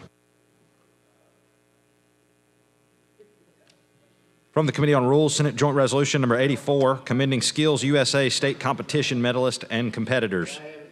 Mr. President, Receives a favorable report. move adoption of the resolution. All right, all those in favor say aye. Aye. Any opposed? Resolution is adopted. Mr. President, Senator have Wagner. a resolution from Rules. All right, Secretary, read and receive the resolution from rules, please. From the Committee on Rules, House Joint Resolution Number 50, recognizing April 17th, 2025 as Buckets of Smiles Day, receives a favorable report. Mr. President, move adoption of the resolution. All those in favor say aye. Aye. Any opposed? Resolution is adopted. All right, any other motions or resolutions?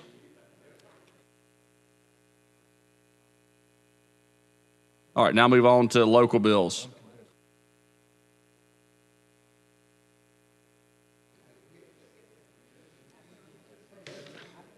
On page 104 of the calendar, Senate Bill Number 345 by Senator Chasteen regarding Geneva County.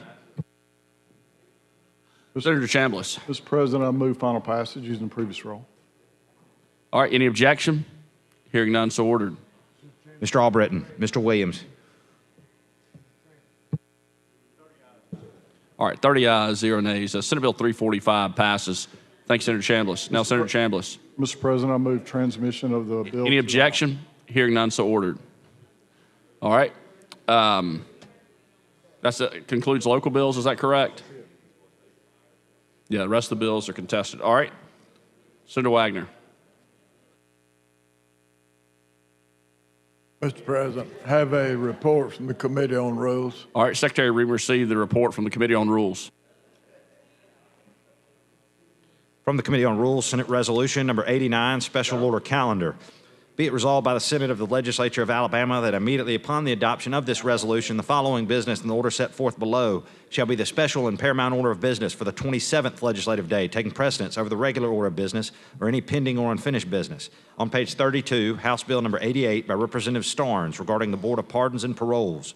On page 96, House Bill Number 437 by Representative Faulkner and others regarding the Shark Alert System. On page 39, House Bill Number 315 by Representative Lovern regarding taxation. On page 16, House Bill Number 199 by Representative Hendricks regarding youthful offenders. On page 77, House Bill Number 320 by Representative Pringle regarding public works contracts. On page 85, House Bill 477 by Representative Faulkner regarding nonprofit agricultural organizations. On page 78, House Bill 263 by Representatives Oliver and Wood regarding the 911 fund. On page 18, House Bill 195 by Representative Rimm regarding motor vehicles. On page 43, House Bill 30 by Representative Wood, D, regarding probate judges. On page 15, House Bill 188 by Representative Treadaway regarding scholarships. On page 25, House Bill Number 84 by Representative Wood regarding the Board of Chiropractic Examiners. On page 52, House Bill 307 by Representatives Hill and Carnes regarding the courts. On page 29, House Bill 335 by Representatives Witt and Shaw regarding building permits. Mr. President, Yes, sir. move adoption of the report from the Committee on Rules. Mr. President, Yes, Senator. just seeking recognition at the appropriate time on the calendar. You want to speak to the calendar? Yes, sir. You may speak at this time. Thank you so much. It was a little disappointing to see the calendar today. Been working now for about 5 years with a group of survivors of child sex assault. And this session, we got the farthest that we've ever gone. This is a bill that I had for several years in the House as a member of the House of Representatives, and then sponsored it upstairs here in the Senate. And these survivors are amazing. Just what they've had to endure. Them educating not only me, but the committee and other folks about why we needed to extend the statute of limitation to ensure that these folks actually get some level of justice. So it is disappointing that this session although we worked, it was great this year. My colleagues on the other side of the aisle pulled together with those Democrats that are on the Judiciary Committee and myself to come up with a compromise bill, and we were excited. We thought that this would be the year that we would finally give these survivors some level of recourse. And so again, it is a little disappointing not to be able to go back to them and say that this is the year that we're gonna get it done. And again, I was listening to the gentleman, one of my colleagues, that we worked together on ensuring that the survivors of Boy Scout abuse, there's a large-scale Boy Scout trust fund. And so there were these funds that were allocated for those survivors. So we worked together, Democrat, Republican, male, female, and we got a bill passed last year to make sure that those survivors were able to at least apply to be a part of that trust fund. And so again, this year we thought that we were at the point that we were gonna be able to, for these additional survivors to have some level of recourse. Worked. I'm looking at my colleague right now. I don't know am I allowed to call names? I can't remember if I'm talking positively.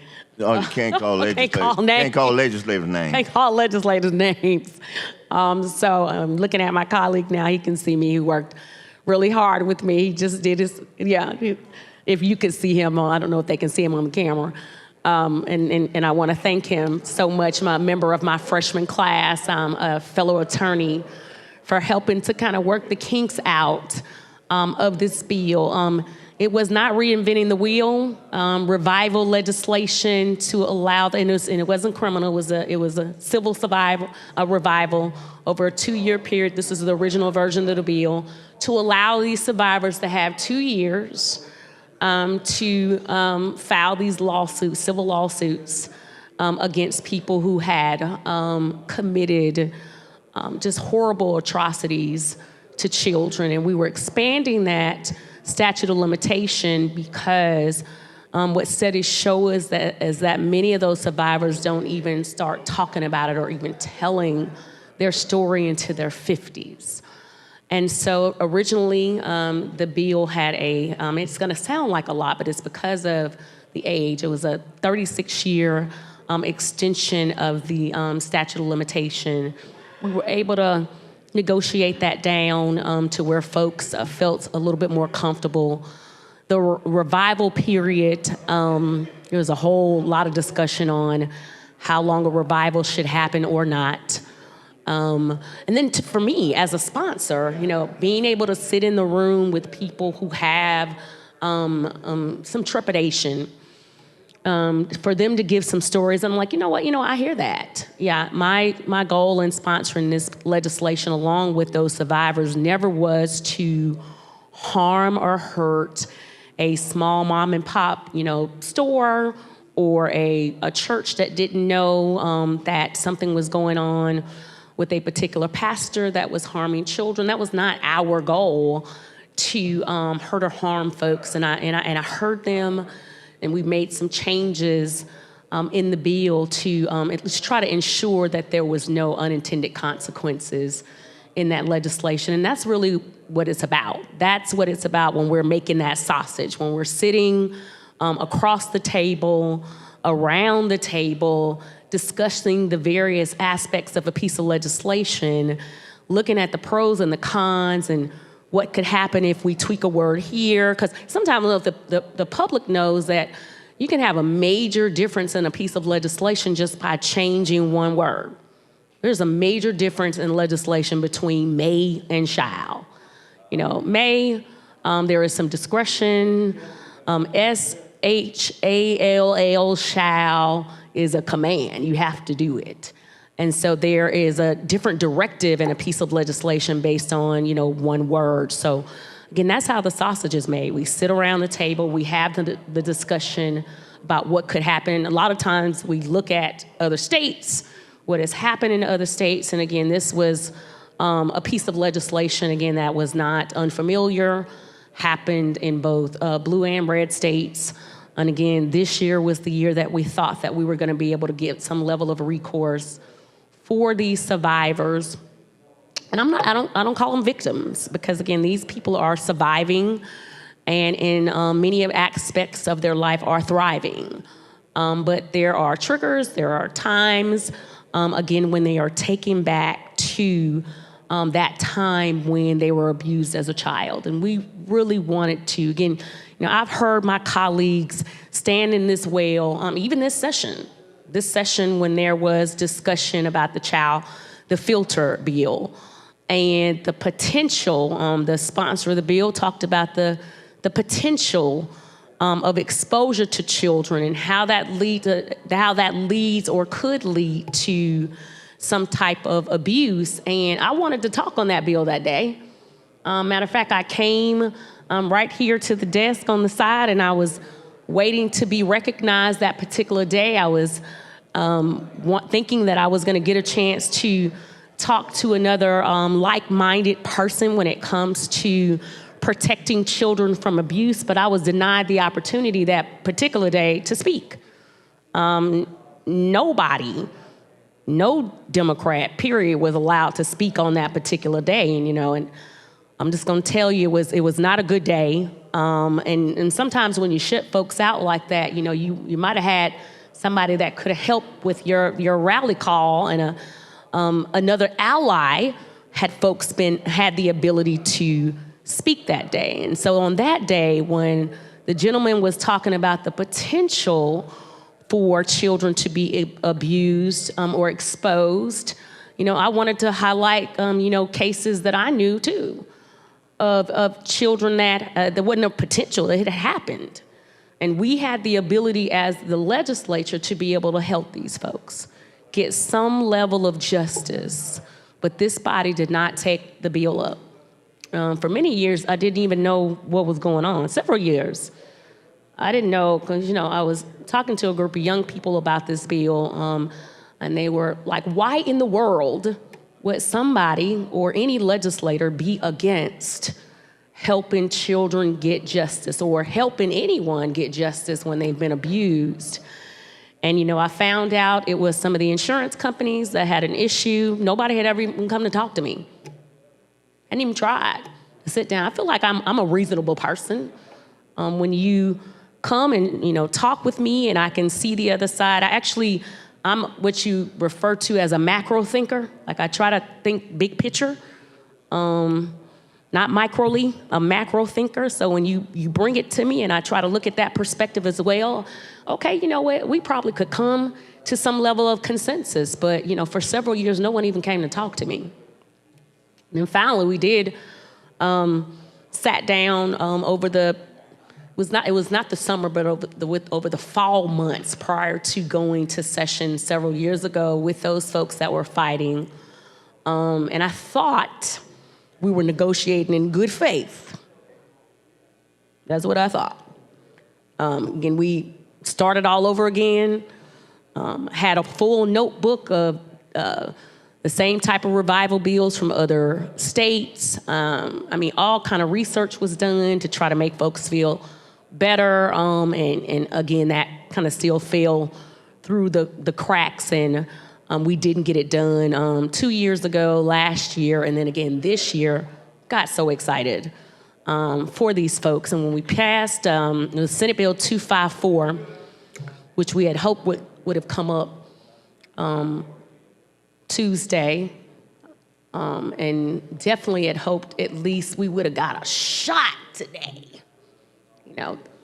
Just would have got a little bit of a shot today to get it on out of here, especially since we had done all of that negotiations, work with folks to make folks feel a little bit better, to make sure people were protected, but to also honor these survivors, the work that they had done, give them some level of justice.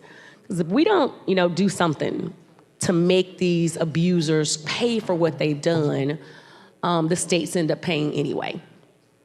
I testified in the Judiciary Committee, based on some research, several states have put together, and I don't know why we don't have it, but they, and I don't even know what the data set would look like, but they've talked about the amount of money that has been spent by the states to help children that have been abused. One of the states was like $71 million. And that's taxpayer dollars. Instead of making these abusers pay, I mean, these young people have gone through, horrible things. They need long-term counseling. There are some that have long-term mental health issues, physical issues that have to be dealt with long-term, that the taxpayers are paying for, where Senate Bill 254 would have given some level of recourse where we could have put the onus of paying those dollars on the people who actually abuse those children. So I'm disappointed today. There are other bills, of course, but this is one that I was really looking forward to going across the street, signing. A couple people have left today. If you can see, it's a little empty in here. It's bill signing day today. And folks are going across the street to go to the governor's office to sign bills that have passed this session. And last year, did have the privilege to sign the bill for the Boy Scouts, and it was a beautiful day. People came in from all over the state of Alabama, those survivors. People were in tears. I mean, even in committee and judiciary on this current bill, Senate Bill 254, to see adults in tears, thinking that finally we are here. And so I can only imagine how those survivors feel today, knowing that we're here. We're at the end of the session and not going to get it done this year. So it is a sad day. Again, I wish I was going to be preparing to go across the street at some point. It would, of course, be after the session. And the governor's office does a great job of calling us and getting those dates together so we can invite people to Montgomery and we can do those ceremonial bill signings, and won't get a chance to do that on Senate Bill 254 this year. But we will pre-file it. We're going to live to fight another day. So we will pre-file that piece of legislation, the compromise bill. And so hopefully we will get one of those really low numbers when we pre-file this bill. And since now we have worked out those kinks in it for folks, we will pre-file it and hopefully get it up really, really early in the 2026 session. And so then I can be preparing with these survivors to call the governor's office to set up that bill signing for all of the work that they've done through all of these years, just trying to highlight and let folks know what has happened to children, what's happened to children in schools, at churches, in their scout troops, in their own homes. I mean, and so again, I am so sorry that we were not able to do that this year, but we will come back strong next year. And hopefully my colleagues on both sides, maybe this will be a year that we'll get the full co-sponsorship of the body now. Because let me tell you, I have had public hearing after public hearing on that bill from the House, when I served in the House on Judiciary, to coming upstairs to the Senate. And you hear these heartfelt stories of what has happened to people. I've even talked here on the floor before about some of the stories they've told me. I've told stories about things I've experienced as a lawyer, guarding ad litem with children that have been abused. I mean, these folks have truly survived horrific things, and we need to be able to help them. So hopefully next year, we will be able to do just that for these survivors, Democrats and Republicans together, and we can all go across the street for that bill signing and say that we've done something really good for the children and the survivors of the state of Alabama. Because we've had some bills that this session that are flying through that are not going to help children. We've had some bills to fly through this session that are not going to create one job. We've had bills to fly through this session that are not going to help our veterans that have lost jobs. We've had bills that have flown through this session that are not going to help with infrastructure, not going to put $1 in the pockets of hard-working Alabamians, and they have flown through. So hopefully next session, we will be working together on those issues that do kitchen table issues. Put money in the pockets of hardworking Alabamians, create jobs, help our children, protect our children, money for our senior citizens, our state employees, our educators, hardworking folk that are being attacked at the federal level at this point. So hopefully together, we will be able to do that in this legislative body. So I may not sound like it right now, but I am optimistic. I'm gonna continue to be me. I'm gonna continue to have some hope that my colleagues and I will be able to come together. Because, I've seen it before. There were issues for many years that only Democrats held, only sponsored. Gaming, many years. Democrats were sponsoring bills to allow the people in the state of Alabama to vote on gaming. Removing sales tax from food. Many years, Democrats introducing that piece of legislation over and over again. Then all of a sudden, some good polling came out, and we saw how well those issues poll with the citizens of the state of Alabama. Now my colleagues on the other side sponsored legislation on gaming, on removing sales tax from food. I actually had a better bill than the one that passed. My bill removed the full 4 cents from food in the state of Alabama, and the one that ultimately passed was an incremental one. So we do come together. All right, the time's run out on special order calendar. Did you want the short roll, Senator White? All right, any objection? All right, hearing none, so ordered. Mr. Albritton, Mr. Williams.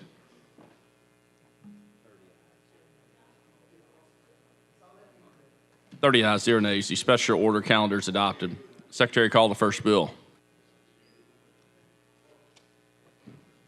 On page 32 of the calendar, House Bill number 88 by Representative Starnes.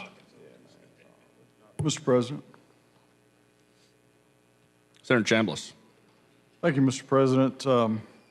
This bill is a fairly simple bill by Representative Starnes, who he and I share common district.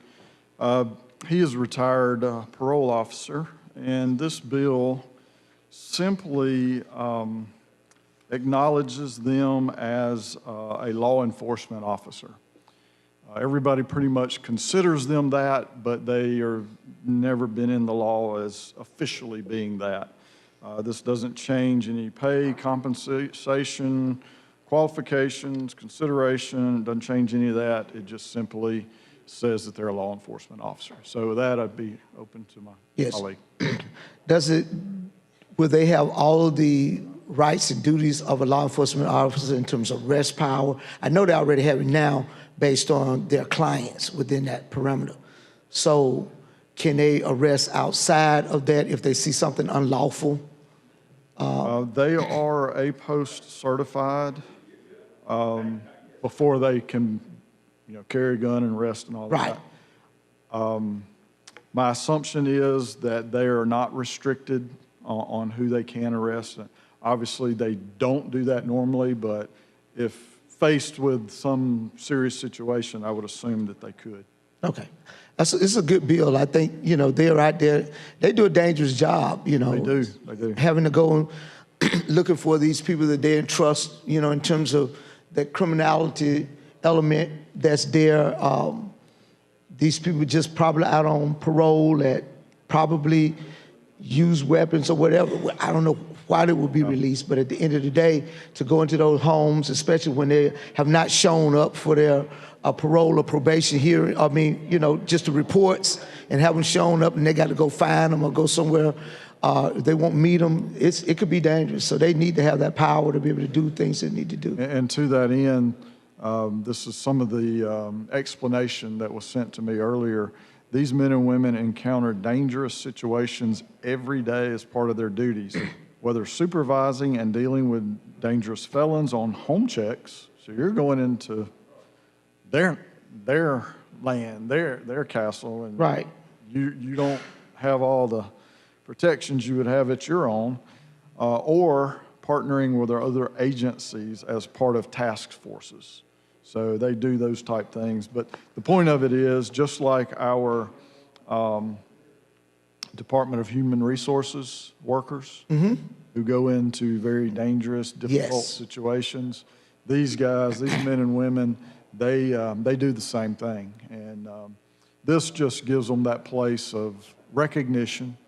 They're a law enforcement officer, and although theirs are not normally, I would say, the original arrest, that normal law enforcement, police officers are typically doing that. However, they have a huge role on the parole side. You know, that brings up another question. We have a bill that's going to come up about immunity. And I wonder, will this cover them also now that they are being seen as law enforcement officers? I don't know the answer to that. We'd need maybe when we get to that bill, we can probably try to dig into that based on what those definitions and what scope that it carries. Because I know you got some sheriff officers, some sheriffs are already immune to have immunity on some things, and some officers are. This is an expansion to give some of these other officers who don't have the immunity, both criminal and civil immunity. And so now that this is a new sector of law enforcement, as we would say, in terms of the powers and everything that law enforcement will have, it's going to be an interesting question. I ask that question when it comes up in terms of that bill, when we get to that bill, because I'm certain it's going to be coming soon. They call it the Back to Blue. So now we're giving another agency the right to be able to have the same authority as those other officers in the state, being that they're APOS certified. And it was interesting just the other day when they was talking about APOS certifications, that some of these sheriffs, deputies are not APOS certified or don't have to be APOS certified. And I think that if someone's gonna get civil, criminal in civil immunity, they at least need to be APOS certified, because then it says to me that they have been trained, at least have some level of training to be able to think objectively before they pull that trigger.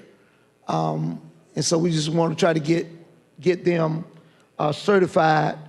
And these officers here are already APOS certified, and they have to be APOS certified to carry their weapon with this agency. So I have no problem with this bill. I know some parole officers who are friends of mine, and I hear their stories and the danger that they go into and the things they face going into their homes, family members jumping on them because they don't want their loved one to go back to jail, or people trying to hide them, and they have to go through and probably call in other help to try to find them and round them up. They go through a lot. Yeah, they do. They go through a lot, and we want to keep them safe. We do. Give them the ability to at least to protect themselves. Right. That's right. Yeah, and make those arrests, because now they probably have to call someone else in. Let's say, for instance, if that mother or that wife or girlfriend jump on them trying to help that person flee or something, they really don't have that arrest power to arrest that person. They can go after their man. I think they do. Already? I think they do. I'll try to clarify that. Yep. I know they have some arrest power on their subjects that they are over. But I think that even if this expands their authority, it gives them that protection to be able to arrest anybody else in that home that may physically abuse them And if they already have it, then that's a good thing also.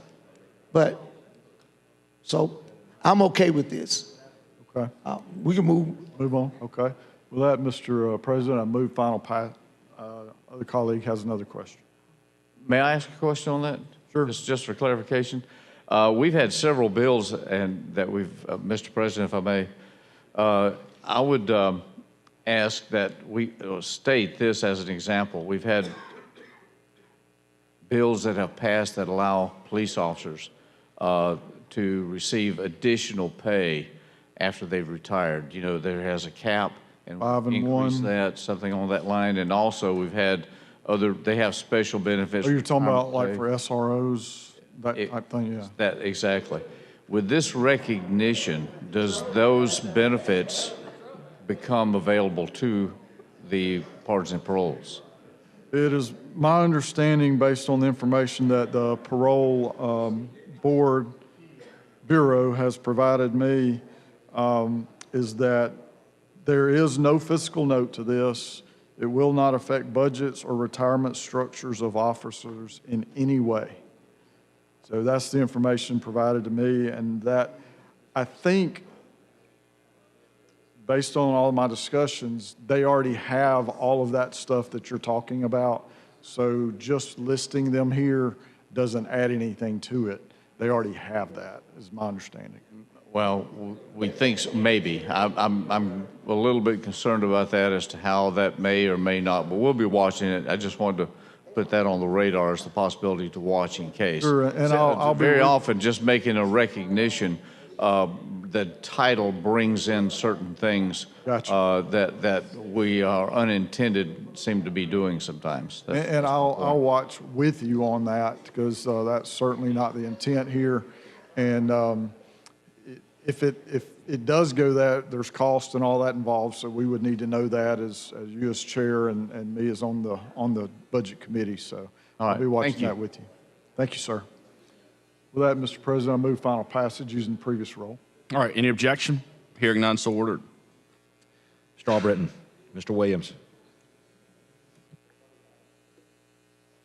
30 ayes, 0 nays. House Bill 88 passes. Thank you, Mr. President. Thanks, Senator Chambliss. Secretary, call the next bill.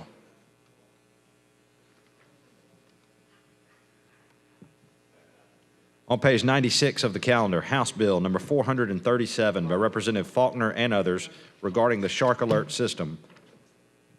Mr. President. Senator Roberts. This bill, HB 437, is establishing a new Shark Alert system. If everyone remember, a young lady named Lulu Gribben was bitten, lost an arm and a leg. As a result, there had been a shark attack 45 minutes to an hour before, very near the proximity where she was just standing in 3 feet of water down at our Paradise in Mobile and Baldwin County at the beach. This simply establishes something similar to an Amber Alert, that just phones located in and around the beach will be notified. If there has been a confirmed shark attack on a human in that area, then everyone else on those beaches will be notified that this has taken place. Had this been in place, there's a chance that Lulu would not have been lost an arm and a leg. Her resilience in going through this entire process has been commendable. She was on the House floor when it passed, and she's one tough cookie is what I would tell you.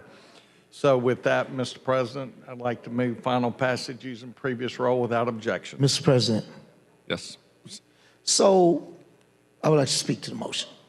You're recognized. Thank you. So this new Amber Alert will go out, I'm gonna call it Amber Alert for the lack of a better word, okay? Will go out only after a confirmed shark attack or a shark spotting. No spotting, sir. It's after. I'll read you third page of the bill. The alert system shall be activated when the department receives a confirmed report of an unprovoked shark attacking an individual within close proximity to the shoreline or coastline. So had a shark attacked someone else that day? Yes. That same It has day? to be confirmed. No, I'm asking you, on her situation, had someone else been attacked that day in that area? 40-something minutes apart. 40-some minutes Very near apart. proximity, and there's high probability it might have been the same shark, sir. Okay. So this is simply an assistance to help our tourists and others that are on the beach. Okay, so I know at the beach they will, even if a shark has been spotted, they put up a lot of signs and they put up the flags. But you know what's so interesting is that people still jump in that water, even after it comes up, and tell them that the waters are dangerous. They put up the red flag is danger in the water. I've seen double red flags. You know, and people still go get in that water. You know, so I'm for this, and whatever's going to help save somebody's life. But I just wish people would start thinking for themselves. Even an Amber Alert is not going to help people who just don't want to adhere to the warnings of the beach. You know, a lot of beaches don't have lifeguards on them. And so you don't have someone blowing a whistle and telling them to get out of the water. And so, people, for the life of me, when I see those warning flags and I'm around, I just sit there on the sand all day long and just enjoy the waves as they come in. I'm not getting in that water. I'm not getting in that water. And so, even with high currents, when they tell people that the rip tides are in, please don't go out, you could be swept away, they still go out there and get in that water. You know, and maybe we need to say to these beaches, maybe need to be more some beach patrol, because even an Amber Alert, if you out in the water, you ain't got your phone with you, you may not even hear it. You know what I'm saying? Because you got on your bathing suit, you probably left your phone over here under your umbrella somewhere, and you still may not hear it. But I think this is a good step towards it, just another tool in the toolbox. That's all it is. I'm not saying that this is a bad thing. I think it's a good thing. I don't know if it saves some of those people who really, still gonna go out there, But again, it does at least give that warning. And for those who want to be saved, would not get in that water. And I'm fine with this. This is not me saying that, this is just another tool that won't help. Because I've been at the beach, and like you said, sometimes it's a double red flag. There has been a spotting of a shark. Yes. And people still go and say, well, I'm just gonna put my feet in right here. And then outside, they ease on out a little bit further, they ease a little bit further, and now you get attacked. Yes, sir. And we have to realize that we're in their habitat. We are. They don't owe us nothing. We step into that. It's just like people who go and move in certain neighborhoods and talk about all these deers. Well, you moved in the deer habitat. the deer not gonna go try to find somewhere just because you came and built your house around here. They're gonna come in your yard, they're gonna run across your street at night, and they're gonna tap your car sometime. Because we wanna be exclusive, and we move into their habitat. Their generations of family been there way longer than we decided to build a house out there. And so those are the kind of things that I think that we got to be mindful of, and just trying to help people, like you said, get more cautious of and help securing themselves. It's not so much about that because people are there to have a good time. I came to this beach, I traveled to this beach, I at least want to put my feet in that water. I get it, I understand it. I'll come here and I can hear those waves flowing, and man, that is the most relaxing sound. When you just lay in there and you can hear the waves blowing, the wind coming off the water, and you want to get out there and you want to get in there and take you some pictures and family play around and kids play. That's what the beach is for. But we got to be much more conscious about them flags. Don't put them flags up there for nothing. And maybe they need to move the flag closer, because sometimes the flags are kind of back. But it's where people, when they enter the beach, they can see the flag. I'm always looking at to see what the colors are, and what we're doing. And so that is something that I think that we, but I appreciate you bringing this. Again, it's just another tool in the toolbox. Thank you, sir. And I hope it does help someone. I hope it helps someone. That's the goal. I hope it helps And someone. it was amended in the House to make working together with Mobile and Baldwin I County. wish that it would say also just the spotting of one, not so much of an attack, the spotting of one. Well, that was a concern from tourism, the spotting, I believe. And so that's why we're where we are.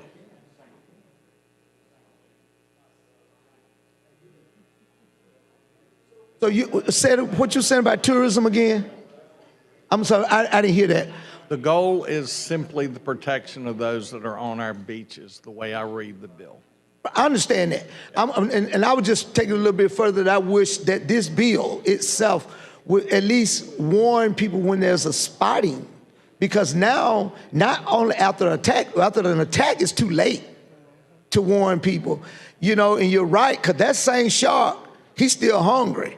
He probably didn't get enough. And he's going to go on further down, and somebody else innocently standing there, like as you say, who may have not known that up the beach 1 mile that there were attacks, so now you're giving them that warning.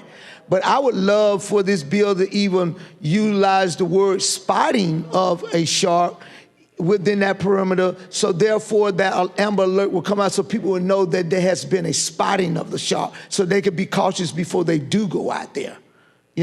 I wish this bill would say that, but I understand you're moving it to this point. If you've been out there, you see all types of fish, including sharks, and so many times they're not causing problems. But I'm just saying when it's confirmed spotting, because when they think there is, they send a boat out to make sure in that proximity to see whether or not it is. Usually that boat will come back, and that's when the flags go to flying up, letting people know that there's danger in that water. So if there's been a confirmed spotting, I know some things may look like it, but I would rather be cautious on the look like and not go in there until we confirm that it is not, versus taking a chance and say it looked like it, I'm just going to go in there and get bit. Okay?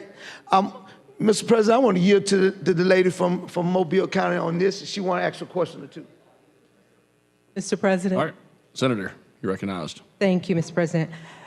Mr. Roberts, Senator Roberts, thank you so much for bringing this bill. It's definitely a very important bill. But, and I guess, too, as a mother, I like to do whatever we can for full prevention of anything happening at all. So I do have an amendment that says that it would be a confirmed report of a shark sighting within a close proximity to a shoreline or a coastline. And that's in the addition. And I'd just like to offer it and have it voted up or down.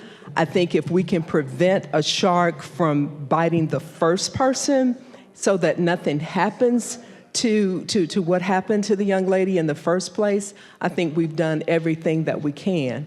And it has the same area that's in your bill already that says that a person was bitten or attacked by a shark. So with that, I would like to offer this amendment. Mr. President, I'd like to speak on the amendment. Yeah.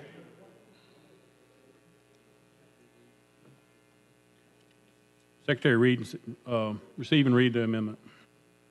Amendment to House Bill number 437 by Senator Figures. Replace line 68 on page 3 with the following.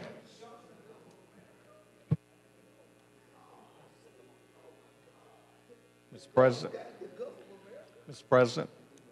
I'd so recognize Senator from Jefferson to speak to the amendment. Yes, sir. I appreciate my colleague's concern, and I think that was debated exhaustively in the House, and I think it got too broad. Who is spotting? They've limited it to who can even post once a confirmed shark attack is happening.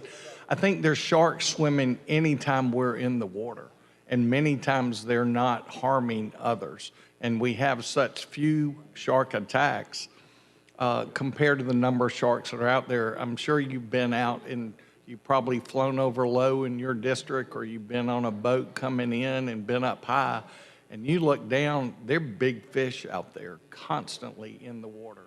As Senator Singleton was saying, they're out there. So I think that would take this too far. My suggestion, Senator, would be that we implement this, see how it goes, and then if we need to refine it in the future, we could. So with that, Mr. President, I'd ask that we lay this amendment on the table. I'd like to respond, Mr. President. I'd like to respond. That's not non-debatable issue. Move to table, yes, sir. Well, he got to say what he wanted to say. I should be able to defend my amendment. All in favor of tabling, say aye. Aye. Opposed? Amendment is tabled. Thank you. Well, that goes to say that the Republicans don't want to protect our beaches in this great state of Alabama by at least letting the sightings of sharks first. When you come to Alabama beaches, we will let everybody know there's sharks in the water once somebody has been bitten and has lost a limb or more. Thank you, Mr. President. Mr. President, with that, I would move final passage of HB 437. Using previous roll. Is there any objection? Secretary, call the short roll. Mr. Albritton, Mr. Williams. 32. Bill passes. Congratulations. 32 ayes, 0 nays. Secretary, call the next bill.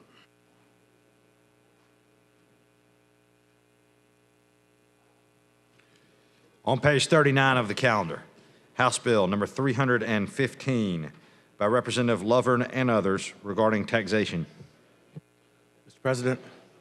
Senator Hatcher. This bill is the bill that, I have my notes.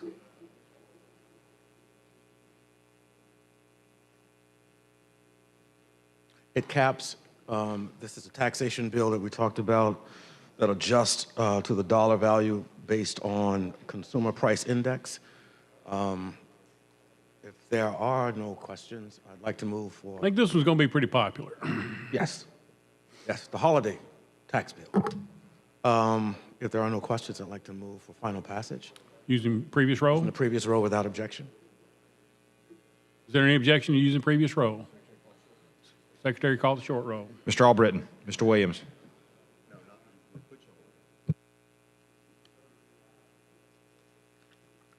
33 ayes, no nays. Thank you, Senator Hatcher. Thank you, Mr. President. Secretary, call the next bill. On page 16 of the calendar, House Bill number 199 by Representative Hendricks regarding youthful offenders. Committee amendment pending. Mr. President. Senator Singleton. If you allow me to go to my desk, I have a move to adopt the committee amendment. Use the previous roll without objection. Is there any objection to using previous roll? If you would call the short roll. Mr. Albritton, Mr. Williams. 33 ayes, no nays. The amendment is adopted. Senator Singleton. Yes, Mr. President. I'd like to offer an agreed upon amendment with the Department of Pardon and Paroles that we've come up with.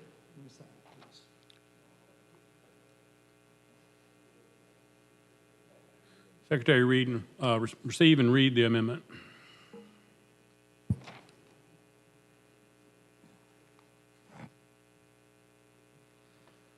Amendment to House Bill 199 by Senator Singleton. Replace line 70 on page 3 with the following. Mr. President, what this amendment really does is say the electronic monitoring by the boards of pardon and paroles or any other state agency shall be required if an alleged delinquent child released pursuant to this action has been adjudicated or convicted or any of the 3 or more prior offenses and would be classified as a felony as an adult. So this person will have to have committed 3 or more offenses before we just putting the braces on. And they agree with that. and they thought that that was the best way to do it instead of approaching it with a shotgun effect. And we didn't want kids who was in truancy to have ankle braces, so this is just those who they was trying to target anyway. So it narrows down to real difficult cases. Yes, the difficult cases. Okay. Yeah, and it still gets some of those that not necessarily, if you're gonna be tried and adjudicated as an adult anyway, they would do that. Right. So at first we wanted to say it's an A and B classification of felons, right?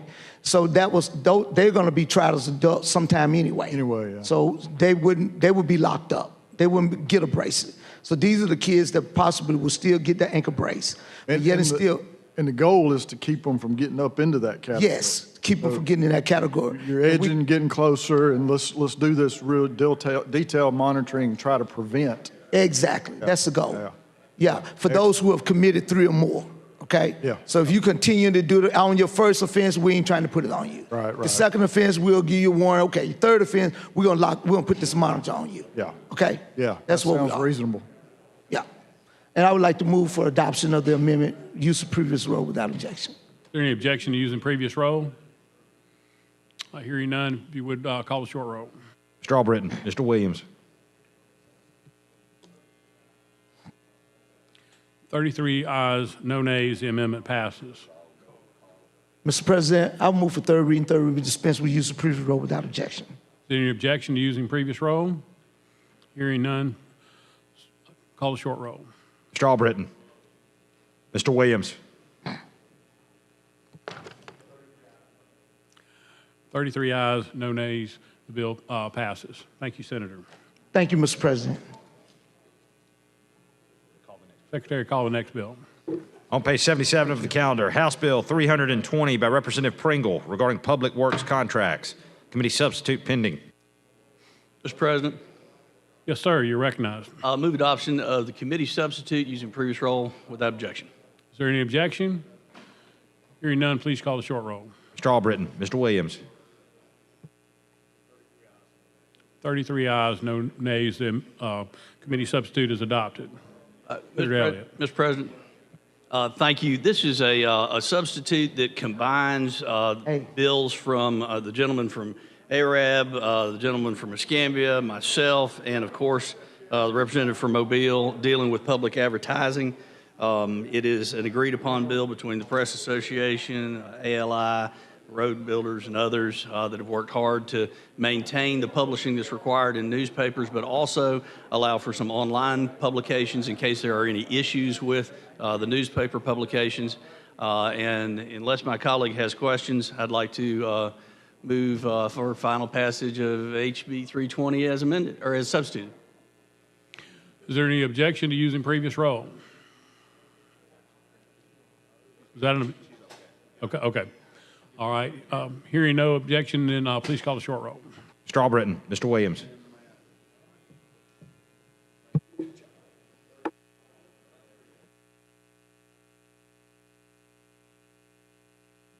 All right, 32 ayes, 0 nays, 1 abstention. House Bill 320 passes. Thank you. Don't know who, Senator Elliott, okay? Yeah, Secretary called next bill. On page 85 of the calendar, House Bill number 477 by Representative Faulkner and others regarding agricultural organizations. Thank you, Mr. President. Members, this is a well-discussed bill. I will tell you this, that I think it was yesterday that Florida passed its version of this bill. It's gone to the governor. The votes were unanimous, I'm told, in Florida for this health care plan to be offered there in the state of Florida. So we would be, if this bill were to pass, we'd be the 12th state. I think 10 have already passed it. Florida becomes number 11, and Alabama would become number 12 if this bill were to pass it. Let me explain to you why I'm standing here, and then we'll get on to I know we've got other things to do. Folks, for me, this is a freedom of contract issue. This is for individuals and an organization, the members of that organization, being able to engage in a contract for health coverage, for health care. And the government has no role or very limited role in that, should have no role. And if they misbehave, being the organization, if the members vote on the leadership of that organization, if somehow they get crossways, there's always a legal avenue if you need to take it. But it's a simple issue in my head as far as the freedom to contract, freedom to do what you want, and have an organization enter into this type of arrangement with its members for some form of health coverage, and without all the other fanfare, I will yield to the gentleman across the way. Well, thank you. Thank you. You know how important it is to the farmers. My grandson is 27 years old. His policy for him, his wife, and baby is $2,400 a month. These young farmers don't make $1,000 a week. So you know who has to subsidize that? It's me and my wife to keep them. This bill is so important to our organization with the farmers that it's unreal. And it's bad when your house note is $700 or $800 a month and your insurance is $2,400 a month. Very, very hard to make it. If they can cut that in half, it would just be such a easy thing on the farmers coming on. And if we don't do something to help our young farmers out, we're not going to have any, because they've got to go to work somewhere else just to get insurance. Well, and you're correct, and it is about providing more coverage out there for people. You know, as I said, for me, it was the ability to contract, but the important aspect is the people that are not covered today, that if we're able to pass this legislation, will be covered in the future and be able to have a system of coverage that they can afford and that they want to participate in. Well, it's a proven track record. I mean, Yeah. 10 other states has got it, so we can't say it don't work. Now 11, assuming Governor DeSantis signs and told that he will, that would be good. And I live up, near the Tennessee border, and they have had this type of plan in Tennessee for decades. I think going over years? 60 or 70 years. I think it goes wow. back to the 40s or 50s of a long time. But I know it's decades and been around quite some time. And then since then, I'd say in the last 10 years, more and more states are hopping on board. And I would say this too, Senator, this is not exclusive to a farming organization. This bill is, but the concept, if there were other organizations that wanted to travel down this road, perhaps they could as well if they brought legislation and we had this conversation again. Yeah, because if you're self-employed, you don't get the rate that even I do, like on our nurseries and all. We have so many people in the package, our rate is cheaper. A farmer, they do not have a package because they just don't let you have a package. You can't take a whole group of farmers and go in and take a package rate out. So, like I say, they're all standing out there by themselves. They Yeah. don't have the option of an employer health care plan like I participate in. In my job, we got 2,000 employees, so in my day job, so it's a employer plan run by the company. So it's but managed by a third party. But it's I probably did 100 speeches or more the last 9 months traveling this state running, and I have tried to sell it everywhere I've been. To every what's the organization. response been? I'm in front of Cattleman Alpha and them kind of groups right now, and the Republicans. I've had no resistance. Everybody's for it. Everybody knows that. I mean, it's less than 1% of the population. You may know the exact percent that will end up taking this out, but you're not talking about a big number of people. But I've even told them if it wasn't but this good instead of this good, it's better than what they've got, which is nothing. Yeah. No. So I like I said, somehow the date 1947 sticks in my head with that Tennessee date, and I could be off on that, but I do know it's been many decades. So they've had it a long time, let's just say that. And today, if you go into Tennessee, only 2% of the population is in that Farmers Federation plan. So it's not a lot of people, even if you've been there for a long, long time. So I don't see it upsetting the marketplace here in our state substantially. Definitely not going to hurt take anybody's business. Appreciate you dialoguing with me. Sure. I know Bobby wants to say you're back. All right, somebody else wants to dialogue a minute, but when they get through, let's get this out of here and get it passed. All right. Thank you, Senator. Senator Coleman Madison. Thank you, Mr. Chairman. Senator Orr, well, I have an amendment that I've presented to you, and basically what this does, well, first of all, you know, when the concept was initially brought to us, I was skeptical about it, still have some questions about it that I want to dialogue with you a little bit about that. But I do understand the need for farmers. I mean, my family from Tuscaloosa County, so they were farmers, dairy farmers, what have you. They didn't have insurance. And being a licensed realtor and working under that, where you have a pool of people, that many realtors in the state of Alabama, there is no group insurance that they can buy into. So I told somebody had to get me a job with benefits. So that medical care and health care is very important. But again, and looking at it, the whole thing, I think it's a good concept for farmers. However, the concern that I had is that if you look at the amendment that I have, and I would like to offer this amendment now. All right, Secretary, read and receive the amendment, please.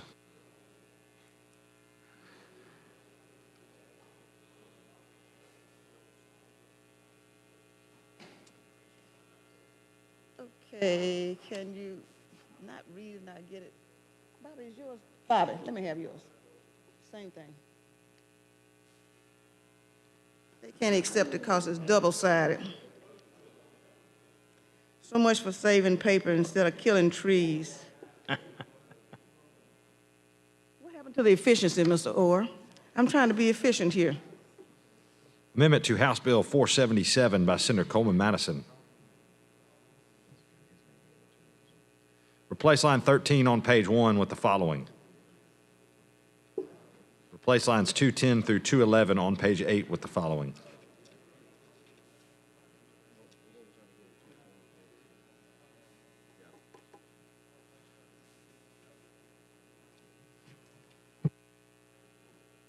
All right, Senator Coleman Madison. Thank you, sir.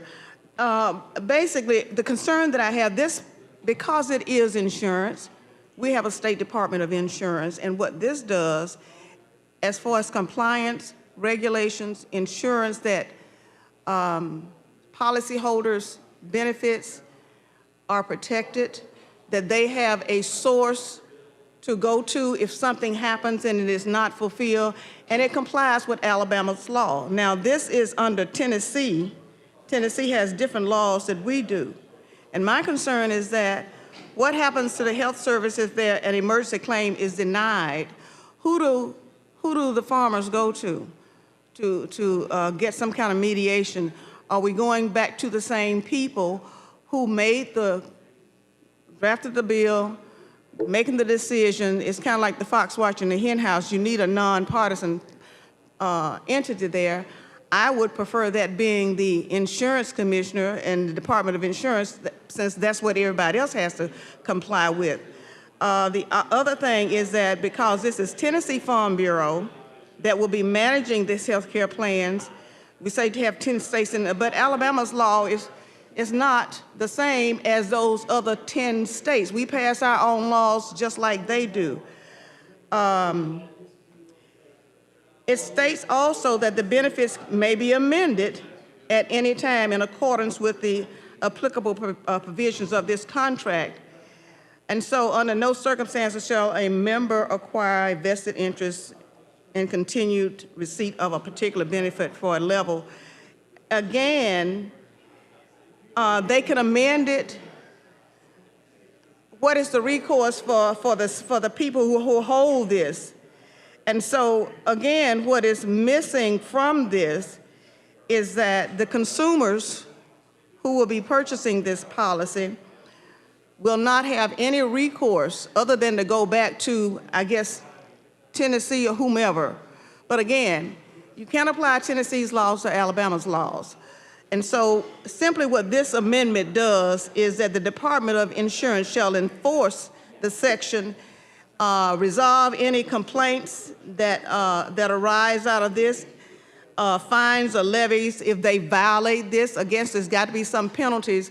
I don't want to wait until a family member gets sick and then I find out, well, we're not going to cover that because remember, you got a clause in there that says the benefits could be changed at any time. And so this would bring them under some kind of compliance as far as just like everyone else. It doesn't prevent them from doing what they're going to do. It just makes sure that they are following. We are all playing by the same rules. So I would offer this amendment. Mr. President, may I comment? I'm sorry, Senator, I can't support the amendment because several reasons. Right now, there is a process that's that is contemplated in the bill.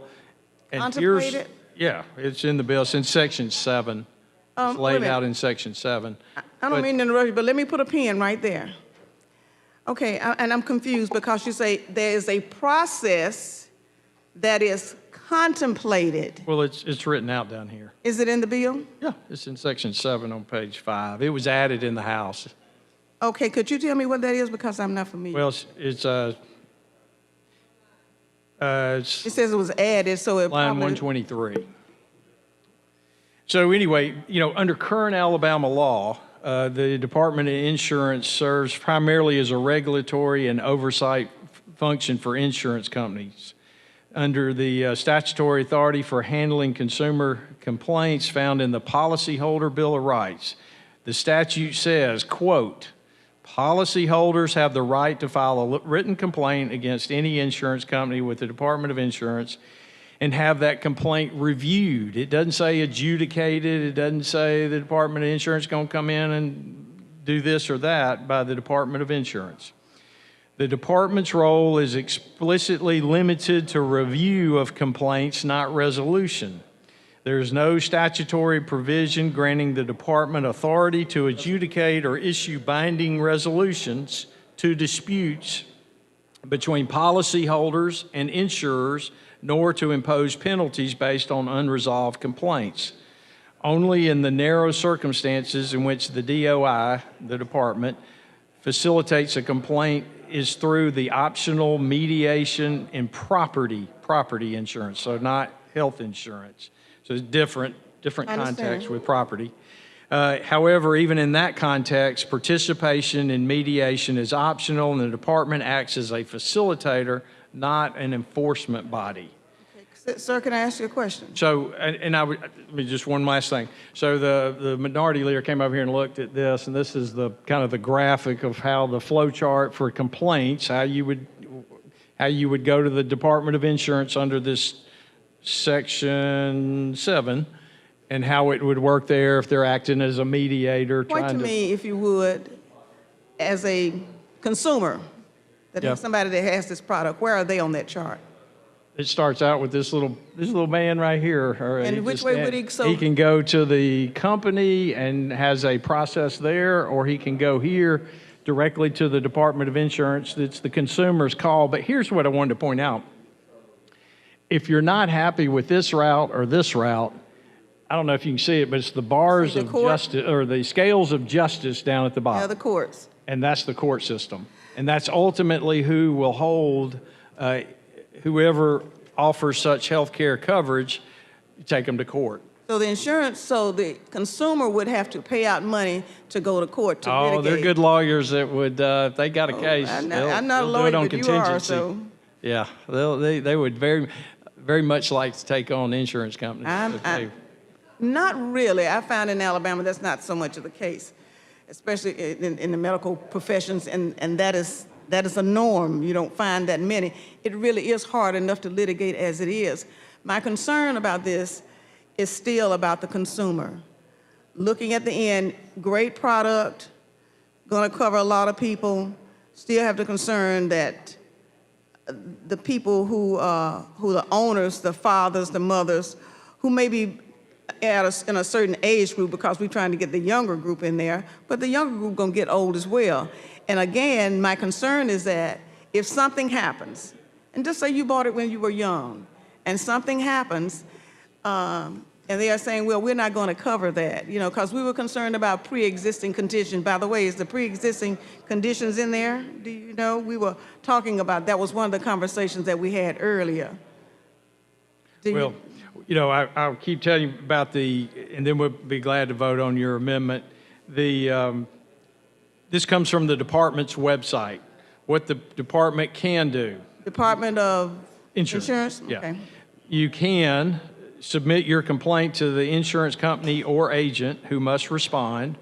They'll review whether the insurance company followed the terms of the policy, require corrective action only if legal obligation was violated, help consumers understand their policy. What the department cannot do, this is on their website, DOIs, provide legal advice or representation, intervene in lawsuits, determine the claim values, who is at fault, resolve complaints against entities not subject to the insurance. Can you tell me the difference then in what maybe I have right now and what the insurance company would do and what they would or would not do in this situation? Okay, say that one more time. What you have, what kind of insurance you have personally? Okay, just say the insurance that you have, and you have a complaint. Yep, my complaint, my policy is not regulated because it's an employer plan. It's an employer plan, so it's not regulated at all. My health care, we're talking about strictly health care. And So as I understand it, if they are found at fault, there's nothing that the Department of Insurance would be able to do to this entity. Well, there wouldn't be anything. Conversely, Go ahead.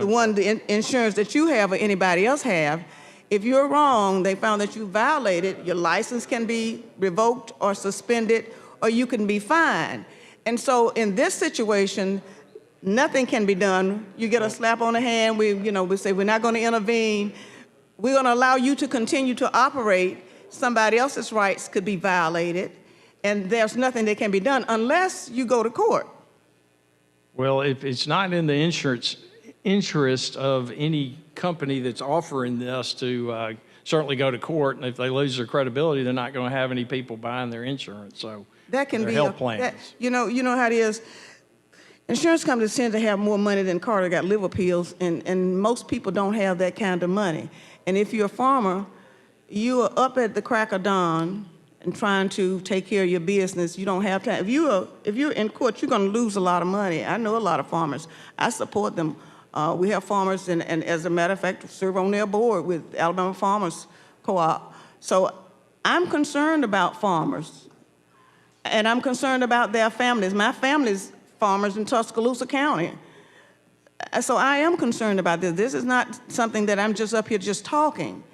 But again, I say that there should be some kind of recourse without having that person having to go to court and take time.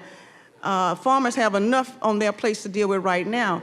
And so I would just ask for a vote up or down. Okay. And again, I'd close with this. I think Senator. No other insurance product in Alabama is subject to a complaint process where the department serves as the final decision maker. But we're not talking about a complaint. We're talking about if something is wrong, they will continue to operate as they are.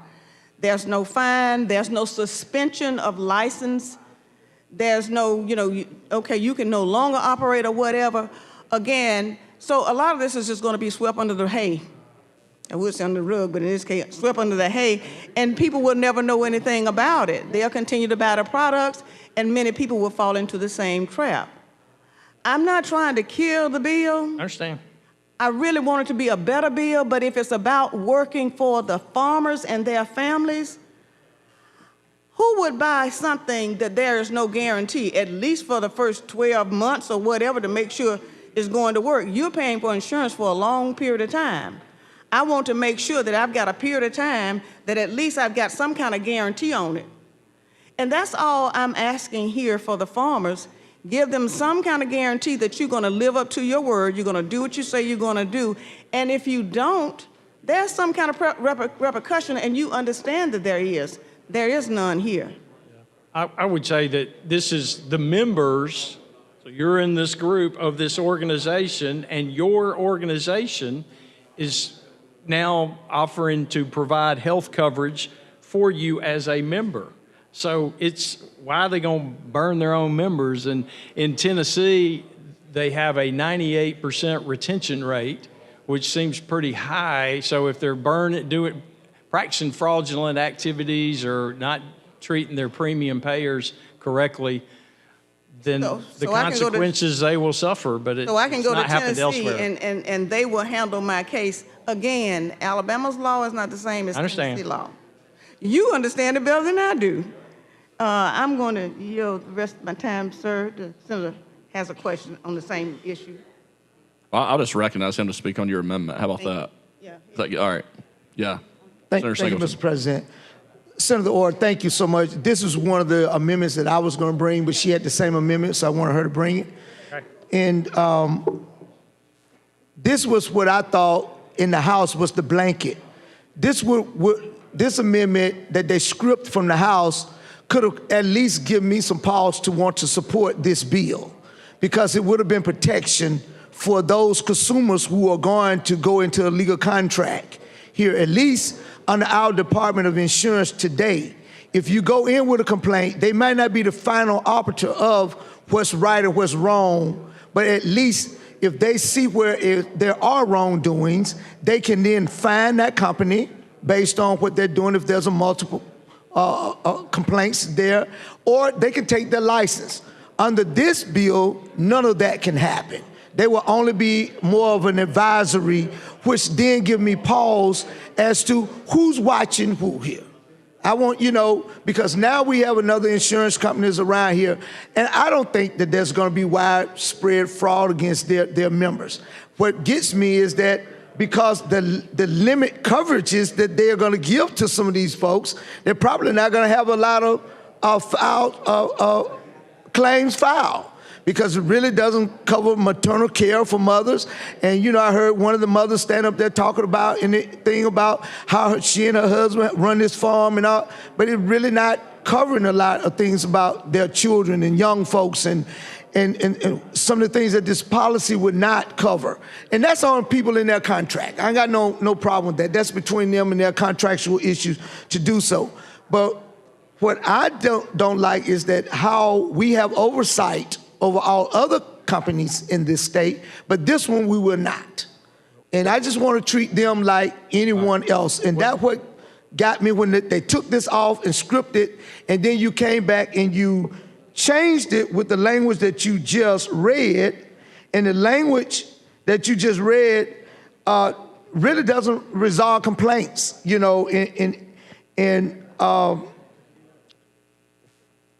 for plans that is not regulated, that the Department of Insurance doesn't regulate it.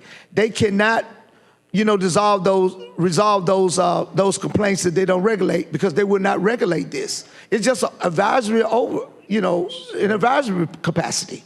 So a couple things. One, they will cover maternity plans, maternity care. They will? Okay, maybe I missed that in there. All right. And then I would refer you to Section 5, where they can't cancel, non-renew, they can't modify or increase the premium for a medical event. So if I get cancer, they can't raise my rates. That's all here in the bill, things that they cannot do, that they're very restricted on how they do it.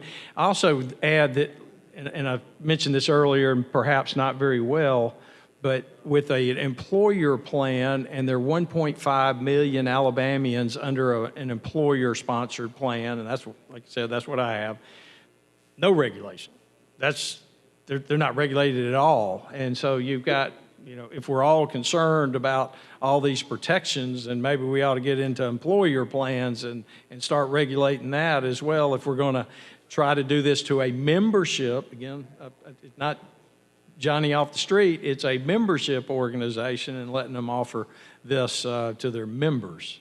So I'm open to voting the amendment, Senator, if you're amenable. Or who offers says she's ready for the vote. Okay. Long roll. I urge you to vote no. All right, Secretary, call the long roll. Mr. Albritton. Mr. Allen. Mr. Barfoot. Mr. Beasley. Mr. Bell. Mr. Butler. Mr. Carnley. Mr. Chambliss. Mr. Chasteen. Ms. Coleman. Ms. Coleman Madison. Mr. Elliott. Ms. Figures. Mr. Gavan. Mr. Gudger. Mr. Hatcher. Mr. Hovey. Mr. Jones. Mr. Kelly.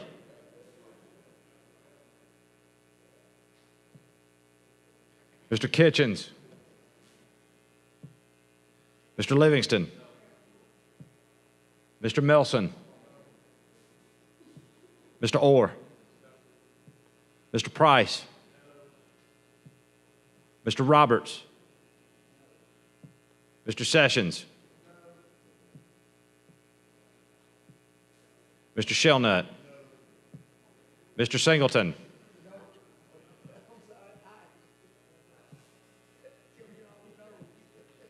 Mr. Smithman. Mr. Stewart. Mr. Stutz. Mr. Wagner. Ms. Weaver. Mr. Williams.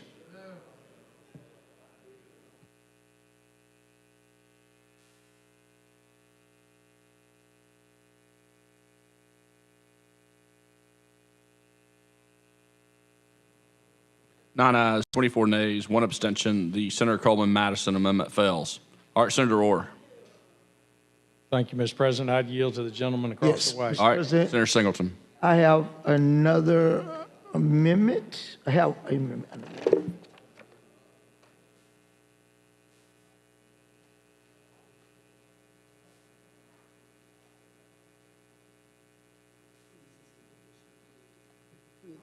Secretary, read and receive the amendment. Amendment to House Bill 477 by Senator Singleton. Replace line 105 on page 4 with the following. Replace line 112 on page 4 with the following.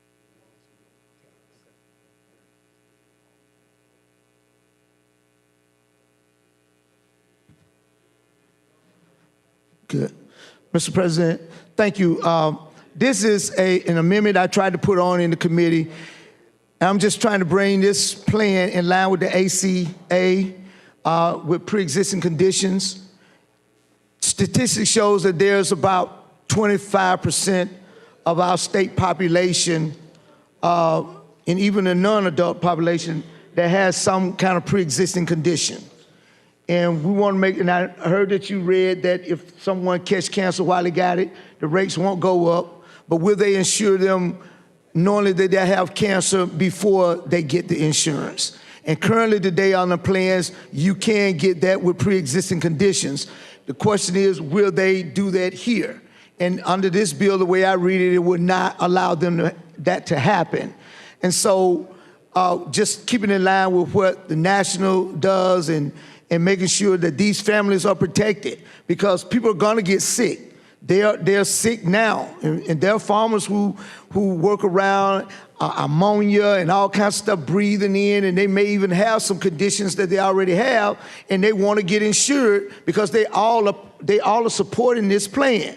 But they're going to be in for some rude awakening when they go there and they get their record checked, and now they have some kind of lung disease or cancer or something, and then they're going to be told that they can't get insurance. And with that, all this amendment does is protect those families to allow them to be able to still get insurance. Now, whether or not the premium will be higher, I don't know. But at least they can still get insurance under their pre-existing condition. And this is basically what this amendment does and offer that. So it comes in line with the ACA and making sure that we continue to make sure Alabamians are healthy and making sure that they are insured. Because when they're not insured, you know and I know, our emergency rooms get filled up, ambulance calls goes out, people go have no health insurance, go to the hospital, they're in beds, and that's why we get our high cost of medical care in this state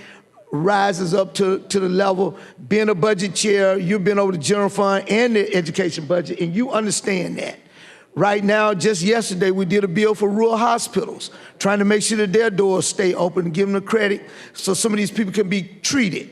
And I think that this is a good amendment for this bill.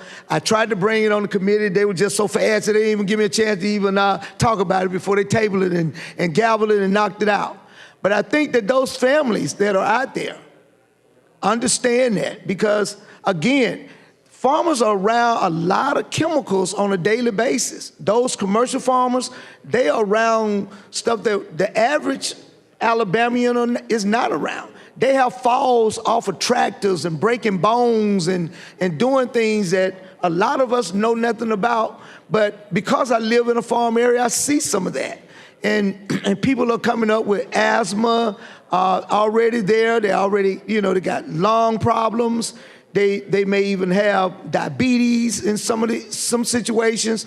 So if these pre-existing conditions cannot be recognized and or treated just as if any other policy holder, they're not going to get insured. And they're going to be in for a rude awakening when they go in to jump on their brand new plan and they get ready to get on their brand new plan and the Cadillac model that they think got right now going to turn to a little Volkswagen. They ain't going to be able to ride down the road. It's going to be a little Volkswagen. We're taught it to be the Cadillac. And look here, I think the bill came a long ways from where it was in the beginning. Okay, I must say that. I think Representative Faulkner did a great job in the House at getting the bill, to where it is now. It's much better condition when you introduced it last year. I tell you that. Come on now. Much better condition, and I applaud the sponsors for working with people to get it better. Again, it is much better than what it was. Again, what gave me pause on this was when they script that amendment to have some oversight in the House. And when that happened on the floor, that then said to me, look here, I got farmers around me all the time. I see them. They're calling me, asking me to support this bill. And, I'm better than what I probably would have started out as, just saying start my hour here and offer the amendments and start my hour there and keep going. But I told the Pro Tem, I'm going to offer legitimate amendments and we're going to move through this and process because I believe in what I'm asking you to do here. This is not just being dilatory and trying to hold up the process here. This plan, I know young farmers in my area, talk to them all the time, see them. Catfish farmers. I know that they're around a lot of ammonia and stuff of that nature with all of the chemicals they have to put over in the catfish ponds and get it on flavor and stuff of that nature. So I see them and I know that they're working around this kind of stuff. Sulfur. And that gets in your lungs. And if they go to the doctor and they have a pre-existing condition, right now under this plan, they might not even be able to be insured. And that's a problem. I'm trying to save those who don't want to be saved. I said I'm going to stop trying to save folk who don't want to be saved.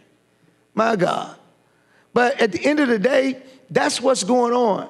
And so because I know what they are up against and be around on a daily basis, yeah, it's a good thing for them to want to start their own benefit plan inside their membership to do what it is that they want to do. But will that benefit plan really benefit them? Does it really help them? Can they be insured and be comfortable that when I go to the doctor, this claim is not? And I also heard you up here talk about the process by which we go through to file these claims and to solve these disputes. Even in that process, though, you still got to end up getting a lawyer. So who goes to get a lawyer? If it's a $1,200 plan for these farmers who say they're poor farmers and they're struggling and all that, $1,200 may be a whole lot. And some And what if the attorney just don't feel like that they can be able to get a big enough settlement out of it? They're not going to take that case. You know, lawyers want to make sure if they go to the insurance company, it got to be that case. They turn people down all day, every day, unless they get that big pop. They feel like they got the facts and the elements and the evidence on their side to get the big pop. So now you got a family who's struggling to say that they don't have $1,200 to go and pay for that hospital stay because now my insurance won't pay it. I got to go through all of this process, and then now I got to go to get a lawyer, and I don't have the $1,200 because now, you know, because I got a drought going on. I couldn't get my crop out.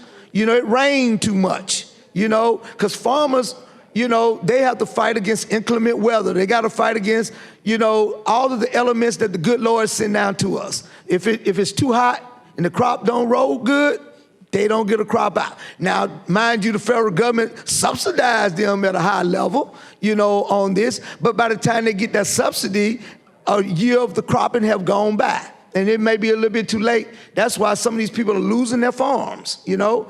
And so I sympathize with it. But at the end of the day, if that $1,200 is going to hurt them, it don't have to be no exorbitant amount of money because the farmers are not making the money they're saying that they're not making. $1,200 could hurt. $600 could hurt them. So going to an attorney, at least then under the Department of Insurance, some of that could at least be resolved and they can get that paid and they can say to that insurance company, go in and pay that for that client. And that client would do that in today's under the Department of Insurance. Or if they don't, they can access a fine to them or take the license. And I don't think that that's going to happen, okay? I don't think that they're out there doing egregious kinds of stuff to people. But these small claims and denials of claim happens every day with insurance companies. It happens all the time with people who have been paying their insurance on time for months and months and months and months and months. Insurance company don't, and they never make a claim, but then when they make a claim, you know how that goes. You make a claim, your policy goes up, okay? Especially with car insurance, my God, it jacks up. But at the end of the day, we need to protect these people on their pre-existing conditions because these farmers work in some dangerous kinds of conditions on a daily basis. Not every farmer handles chemicals on a daily basis, but a majority of them probably do. Those that are working around, you got these big bins that are out there, you know, you can see them, you know, carrying around, and they have a lot of fuel, diesel fuel, gasoline. They're breathing in a lot of that on a daily basis. So farmers go through a lot. I respect the industry. I respect the craft. They feed us. They feed America. I grow some of my own little food out in my little garden, little peas, okra. I got to plant this weekend when I get home if the rain, you know, don't allow me. I'm going to try to stay at the grocery store as much as I can. I'm get me a few rows of peas and some purple hulls and plant me some corn this weekend. Got me some okra seeds. I'm going to drop some okra. Got some watermelons. Going to try to have me some watermelon ready. You know, I got some butter beans. I'm going to plant some pole beans. What else kind of seeds did I buy the other day? I got some collards and some turnips. And I need to get me a few mustards, though. I like mustard, man. My grandmother used to cook the best mustard greens in the world. And so, but you try to grow a little bit something. I love being in soil. I like being outside and tilling that soil, man. It's just, the soil smell good. I like it when you can smell that soil. But I try not to use a lot of chemicals. You have fertilizer that is out there. Fertilizer is real dangerous, man. You know, I try to use some compost here and there. But, you know, I give me a little triple 13. I cheat. You know, I give me a little triple 13 because I wanted to pop on up and get growing, you know. And try, then you got to spray, try to get bugs and things off your crops so that they won't eat it up, you know, especially if you get in a drought. And farmers around, and some of these big farmers have got these big tractors and you got these big sprayers behind them and they're sitting up there and they're breathing this stuff in all the time. Those could cause pre-existing conditions before they go and get this insurance. I see the sympathetic look on your face. You saying, Bobby, you're right, but I got to handle this bill in the way that I got to handle this bill, but I'm going to probably, when you call for the amendment, I'm going to ask you to vote it down. But you know I'm right. You know that is out there. I wouldn't go that far. And especially up there where you are, you know, especially like cotton farmers. When you pass by cotton fields out there in Madison, you can smell the stuff off the cotton. You can smell it. It's strong, man. But they have to spray it. They have to spray it. And a lot of times they coat seeds now in Miracle Grow and other fertilizer, so when they put it in, they'll have to go back out there, or they coat seeds to where grass won't even go around them. I mean, technology is out there. I don't know, sometimes do I really want to eat any of that food, but it's being processed and we get it, you know, because all these chemicals around. But farmers are breathing that in all the time, all the time. And I know you smell it from them cotton fields. I know you do, because when I go up to your area and I have the one, I can smell it myself. And I smell it around me. I smell it around me, you know, because they're using all these chemicals, you know, and they're getting sick. They're getting sick. And so with that, I'm going to ask for this roll call vote on this amendment for pre-existing addition. Please protect those farmers and their families so they can be insured. If this is a great thing for them, then they all need to be able to get a part of that policy.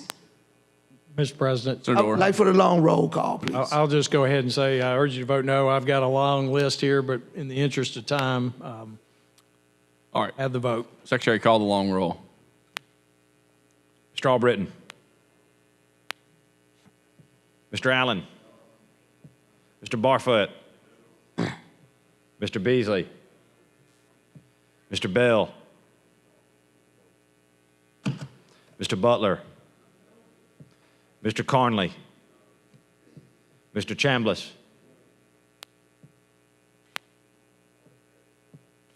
Mr. Chastain. Ms. Coleman.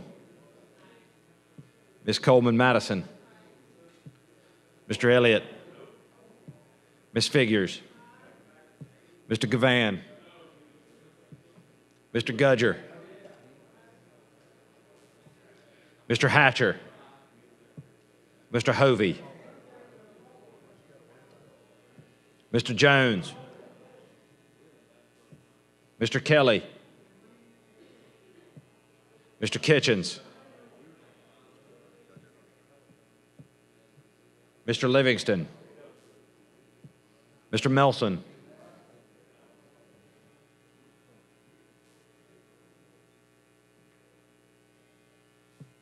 Mr. Orr. Mr. Price.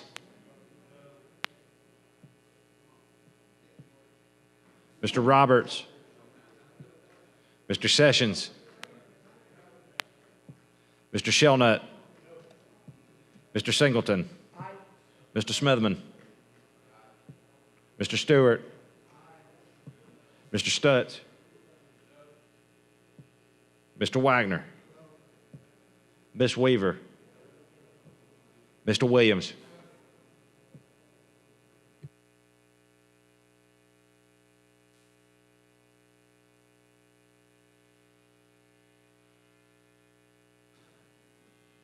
Nine ayes, 23 nays, one abstention. The Senator Singleton amendment fails. Mr. President, I have another amendment. All right, Secretary, read and receive the amendment. Amendment to House Bill 477 by Senator Singleton.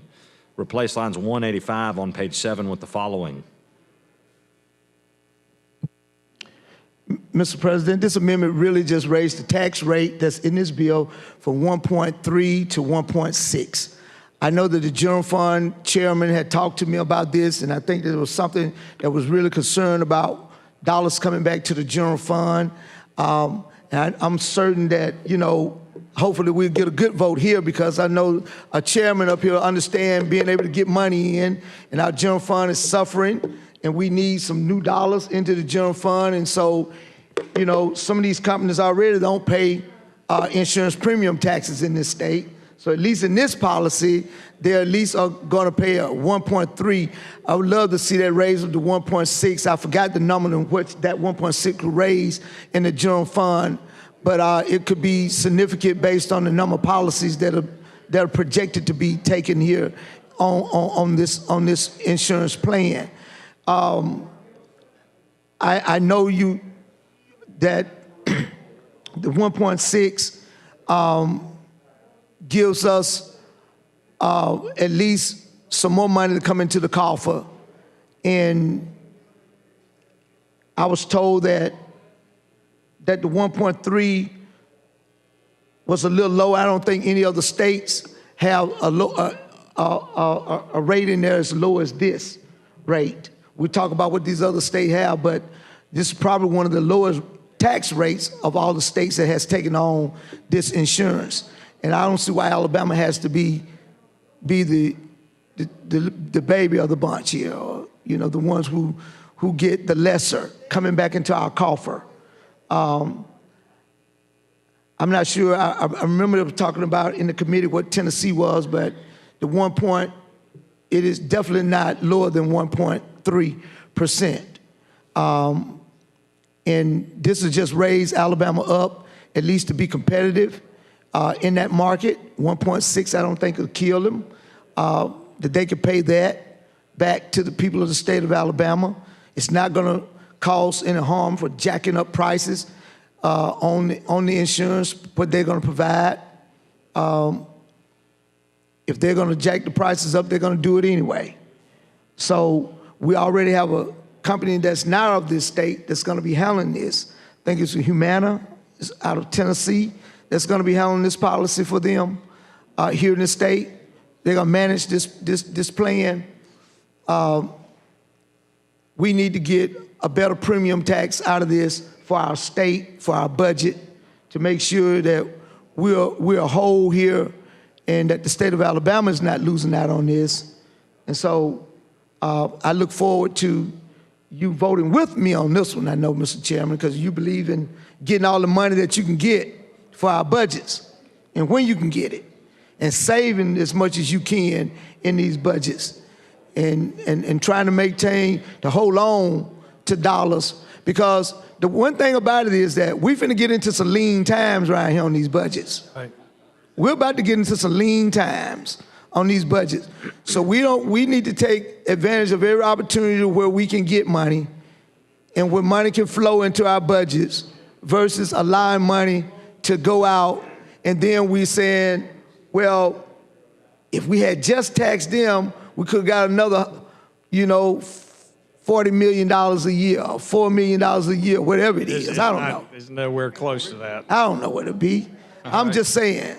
Right. Only 2 states tax their Farm Bureau health plans. Of the 11 now that have the plan, only 2 of those do it. I think we'd rather leave that money in the pockets of the people of Alabama than take it here in state government. But well, state government gonna put it right back to the people. It's not like we take money and put it somewhere else that the people don't benefit from. When you I gotta remind myself that companies not to pay sometimes it's not about. It's not putting money back in the pockets of the people of the state of Alabama, because they still just making money out the premium. We have services that people utilize outside of that we have to pay for to make sure that people are getting them. So other than that, we might as well just not pay no taxes in the state of Alabama based on your theory at all. We don't need taxes in the state of Alabama then. Let's just get rid of all taxes and let it all stay in the people's hands of Alabama based on the theory that you just said. And I know you don't really believe in that. Then you wouldn't have the billions of dollars in your budget that you have. We don't need budgets then. We just forget about it based on that theory. So I will say this, the self-funded plans where we got 1.5 million people, they don't pay any insurance premium tax on all their health care coverage as well. So that's, well, maybe we need to make them start doing it then, okay? We go after all them. So. Maybe we need to make them all start doing it. Okay? So, but I know you didn't believe in what you just said, keeping money in the pockets of people with them taxes. Whoa, you have a budget of what's your budget is? About $12, $13 billion? It depends how you define it. Okay. And all come from what? Taxes, right? People, hard-working people paying their taxes. That's where it comes from. Paying taxes on groceries, paying taxes on goods and services, paying taxes, income taxes, all that. That's where your money comes from. Taxes. So you don't get your money somebody just say, hey, I got a golden rainbow over here. Here your money. We just go, hey, Mr. Orr, I'm gonna drop you a few quarters in there, and you gonna spend them like you want to. No, that don't happen, sir. You know that. You know that. So why, and especially on the general fund side, where the budget is really, really getting lean at, you got a little room you can operate. You got a little room. And yours gonna get lean here in a couple of years. And so we're gonna be standing on our own, especially the way Washington is doing things. We don't know, especially on you, we don't know what the Department of Education is gonna be doing. And I'm glad that we have put some rainy days here and we got some rainy days over there, but sometimes it's gonna flood in a minute. Them rainy days gonna catch up with us. And we have to start using some of that money. And I hope we don't ever get to that point. I hope you and I are long gone before that kind of stuff ever happened, And I know my old butt gonna be gone, I'm old. And so I don't plan on being around here. Probably not even gonna run next time around. So they ready to print that. Look, my people in my district just chopping it. Oh, he said he wasn't gonna run no more. Man, there were some big smiles up in the gallery. They chopping, I know it. And then people out there love that boy. He won't be around here to give us no more problems. Well, I think it's important to keep the tax rate low and make this an affordable policy for people that want to participate, members of an organization, and help facilitate them getting health care. Well, you're ready to vote. I hear you say that, but at least also, we got people out here that are suffering. We couldn't even get Medicaid expansion. We could have helped a lot of folks who are out here that suffering medically. Again, we putting on for rural hospitals yesterday, just trying to keep them open. That takes money. It takes money. And so a lot of that is going to hit at the general fund budget, because it hit on that side of the budget. And this could be some of that money to help those people who we want to insure and make sure that they get adequate health care. That's what we're looking at. So I'm not, I just think that this is not a far reach to ask to try to get help.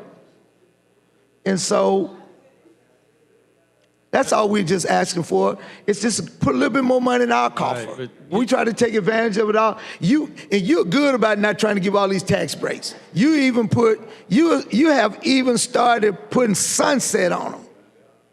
Because we're giving away too much money. We're throwing it out the door. And Bronner even bragged about you today. About you holding on to that dollar. Holding on to it tight, Arthur. Well, we're trying to help those rural hospitals. Just imagine if more people get coverage under the healthcare, the Farm Bureau plan, that's more people that are going to the rural hospitals with coverage. The hospital will get paid, and things will be better in the healthcare world in rural areas, because that's where your farmers are. I would love so for we it to try work. to make it more affordable. I would love for it to work. I would love for it to work that way. Yeah. I really and truly would. I would love for it to work that way, because our rural hospitals definitely need help. We need more people walking there with an insurance card and everything. If we keep the price low and people can afford it, then they get covered. But this percentage ain't gonna stop the prices from going up high. Well, just like you said, it ain't that much money coming back into the coffers, so it's not gonna be that big of a cost to them. So, but at least we're getting something coming back into the coffer. We got all that 1.5 million not paying anything. Yeah, because that's 75. Because at first the bill didn't have any taxes in it. Well, that was when you first introduced it. When you first introduced it. that was a opening gesture. Oh, that's what it was. Just to taste it and see what the appetite was. That's right. See what the people's appetite is. So let's just throw this out here. We ain't trying to pass it this year. Well, no, I mean, that bill is the bill that has passed the majority of states around the country in the last several years. So it's that's easily passed in these other states. So that's where we started. Yeah, because most of them probably red states that think like They didn't y'all. have you watching Red things like states this. that think like y'all over that side over there. It is good until it's not. Yeah. It's good until it's not. You know, it's good until it's not. Yeah, this bill that we have before us is the most comprehensive one in the country now. Well, at least others are the 2 or 3 page bill that I filed. Again, I must say, I applaud them for working. I applaud members and other people for pushing it in this direction. It's much better than what you filed. Much better. I couldn't believe when you filed, I said, I can't believe that this is Senator Orr filing this bill right here. I think I even mentioned to you, what are you doing? And you, starting the process. I think they should have their own insurance. I don't have a problem with it. And this is a bad bill, man. But at least it has worked this way. It worked this way through the process. And that's what we're supposed to do. And I think Representative Faulkner filed the same bill. So through all the work in the House and amendments and things like that, that's the reason we got what we got. Yeah, I mean, when it started from down at the House this time, you know, because I know that day we sitting back and you put it, I was like, oh my God. And you were defending that too. I mean, you were vigorously defending it. Right to contract. I'm okay with the right to contract. I'm okay with the right to contract. I used to say the right to contract under the ethics law, certain people can't have certain jobs. It's a right to contract. Members in here can have certain jobs in certain professions. It's a right to contract. But nobody wanted to talk about that, but everybody wanted to get that ethics bill passed. But it was a right to contract. You're stopping people from being able to go contract in certain professions to do work and still be able to do this. I think it's a right to contract. But at the end of the day, this is a right to contract. But I hope the contract is in favor of the consumer. I hope they at least have a competitive advantage in this, you know, because the one thing about it is that we pay way more premiums most of the time than we utilize that insurance. So they always get we're fat. so healthy. You and I are so healthy. Huh? We're healthy, right? I'm not that healthy. Look here, if I get in this insurance, I need that pre-existing condition amendment on here, okay?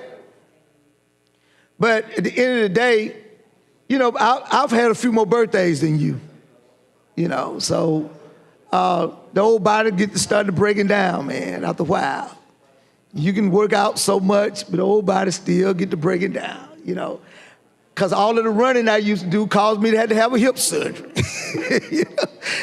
you know, one good is good for one thing and it's bad on the other side, you know. Because the more limbs just weren't made to be pounding every day as you go and go and go and go and go. You try to build them up as strong as you can and try to wear the best shoes that you can wear. But the old joints it's just life. It's inevitable. It's going to come to that point. And that's why I want to make sure that if people who take out this insurance get sick, they have the ability to go and all of the ailments will be taken care of. We talked about that. I think that's Section 5 where they can't cancel. And as somebody told me, healthy people don't stay healthy and they wear out, like you're saying. And you sign on, and 20 years from now, you start falling apart. They got to be there. They can't cancel you and they can't raise your premium based on your health. But my question is, if you already at this condition, will they let you in? See, I can understand them having a contract and they can't do that once you get in. They take the healthy of the healthy right now and we bring you in because it may be 10 years before, because you're so healthy, it may be 5 years before you have to use the insurance, but they would have collected that much premium from you. And so now you start to get sick, and you're right, they should not be able to do that. But if I'm already there, can I get in? That's the question for me. I can't get in under this premium. Nobody been able to answer that question for me yet. Can I get in with those same conditions that I may have 10 years from now? Because right now it's like the healthy of the healthiest, and if they go in healthy, yeah, they're gonna be young, vibrant farmers. Because some of them out there, they still riding bulls, they rodeoing and they pulling them down, you know, and they're healthy now, but they're gonna wear out one day. And like you're saying, that day they should still be covered. But if they are already sick, can they get insured? I think that's what the ACA was all about. That's what the ACA was all about. But does this bill doesn't speak in terms of protecting them under the ACA. That's what my amendment was about just then. This isn't an ACA endorsed offering. I'm sorry?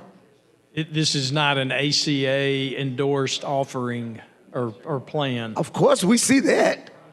But I'm just saying we should make it that, though. That's all my amendment was trying to make it that, so that those people can be able to do that, such as the ACA was doing, allowing them to get there. I don't have a problem with that. I think that it's great that they will continue to cover them at that level once they get in it. They should. They shouldn't be able to get out of that contract. And they should not be able to raise their rates. The problem we have here is that a lot of the farming community, they don't qualify for the subsidies under the ACA. So going out in the private market, well, their money's like this. So they may qualify this year, but they don't qualify the next year because, well, their money went up, and then they had 2 bad years, and then it's not a regular income flow many times in the farming world. You know, your district's very rural and very cyclical, and that's a problem for them. So, but I'm ready to, if you're ready to vote the amendment, and we'll.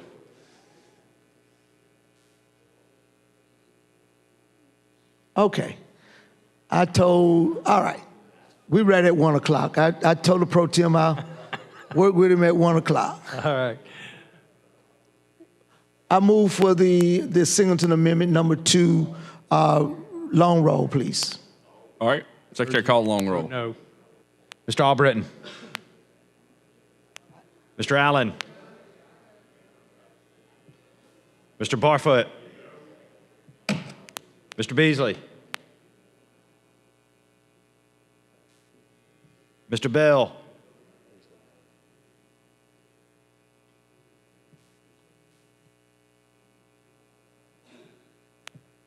Mr. Butler.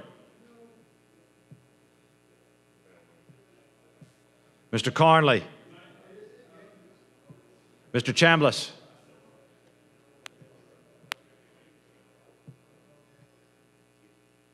Mr. Chastain. Ms. Coleman. Ms. Coleman Madison.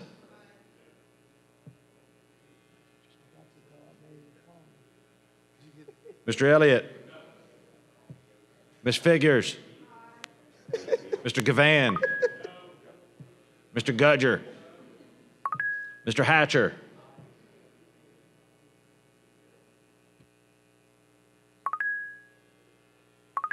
Mr. Hovey. Mr. Jones. Mr. Kelly. Mr. Kitchens. Mr. Livingston. Mr. Melson.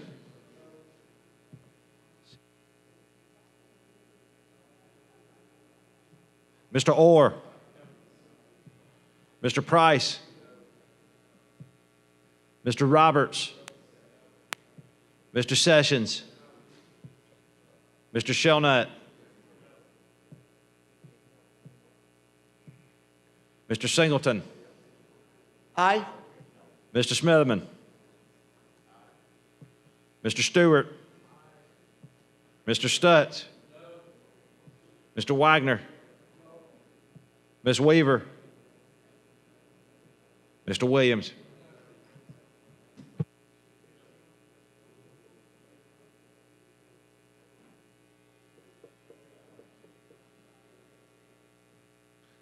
Eight ayes, 25 nays, 1 abstention. Senator Singleton amendment fails. Mr. President.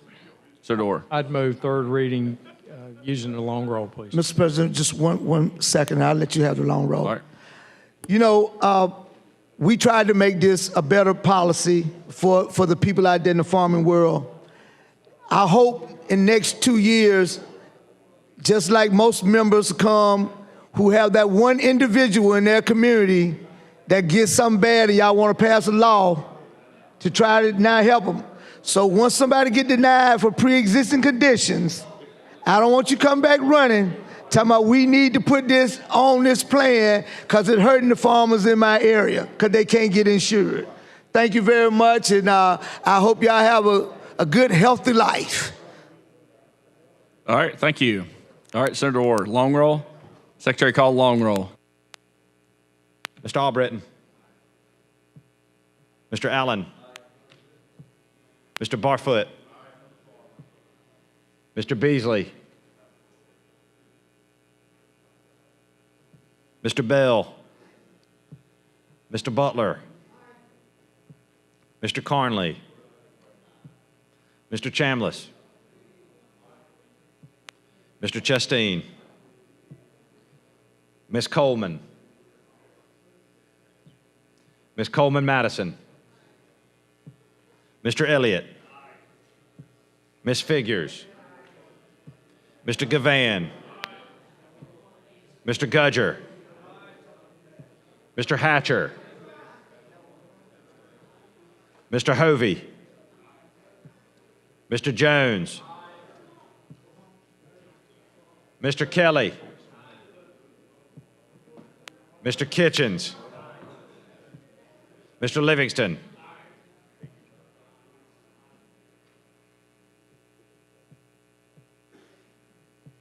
Mr. Melson. Mr. Orr. Mr. Price. Mr. Roberts. Mr. Sessions. Mr. Shelnut. Mr. Singleton. Mr. Smithman. Mr. Stewart. Mr. Stutz. Mr. Wagner. Ms. Weaver. Mr. Williams.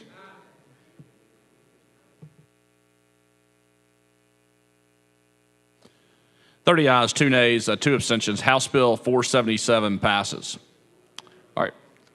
Senator Gudger. Mr. President, thank you so much. I'd like to make a motion at this time to adjourn until 2 p.m. Tuesday, May 6th, leaving the journal open for House first readings.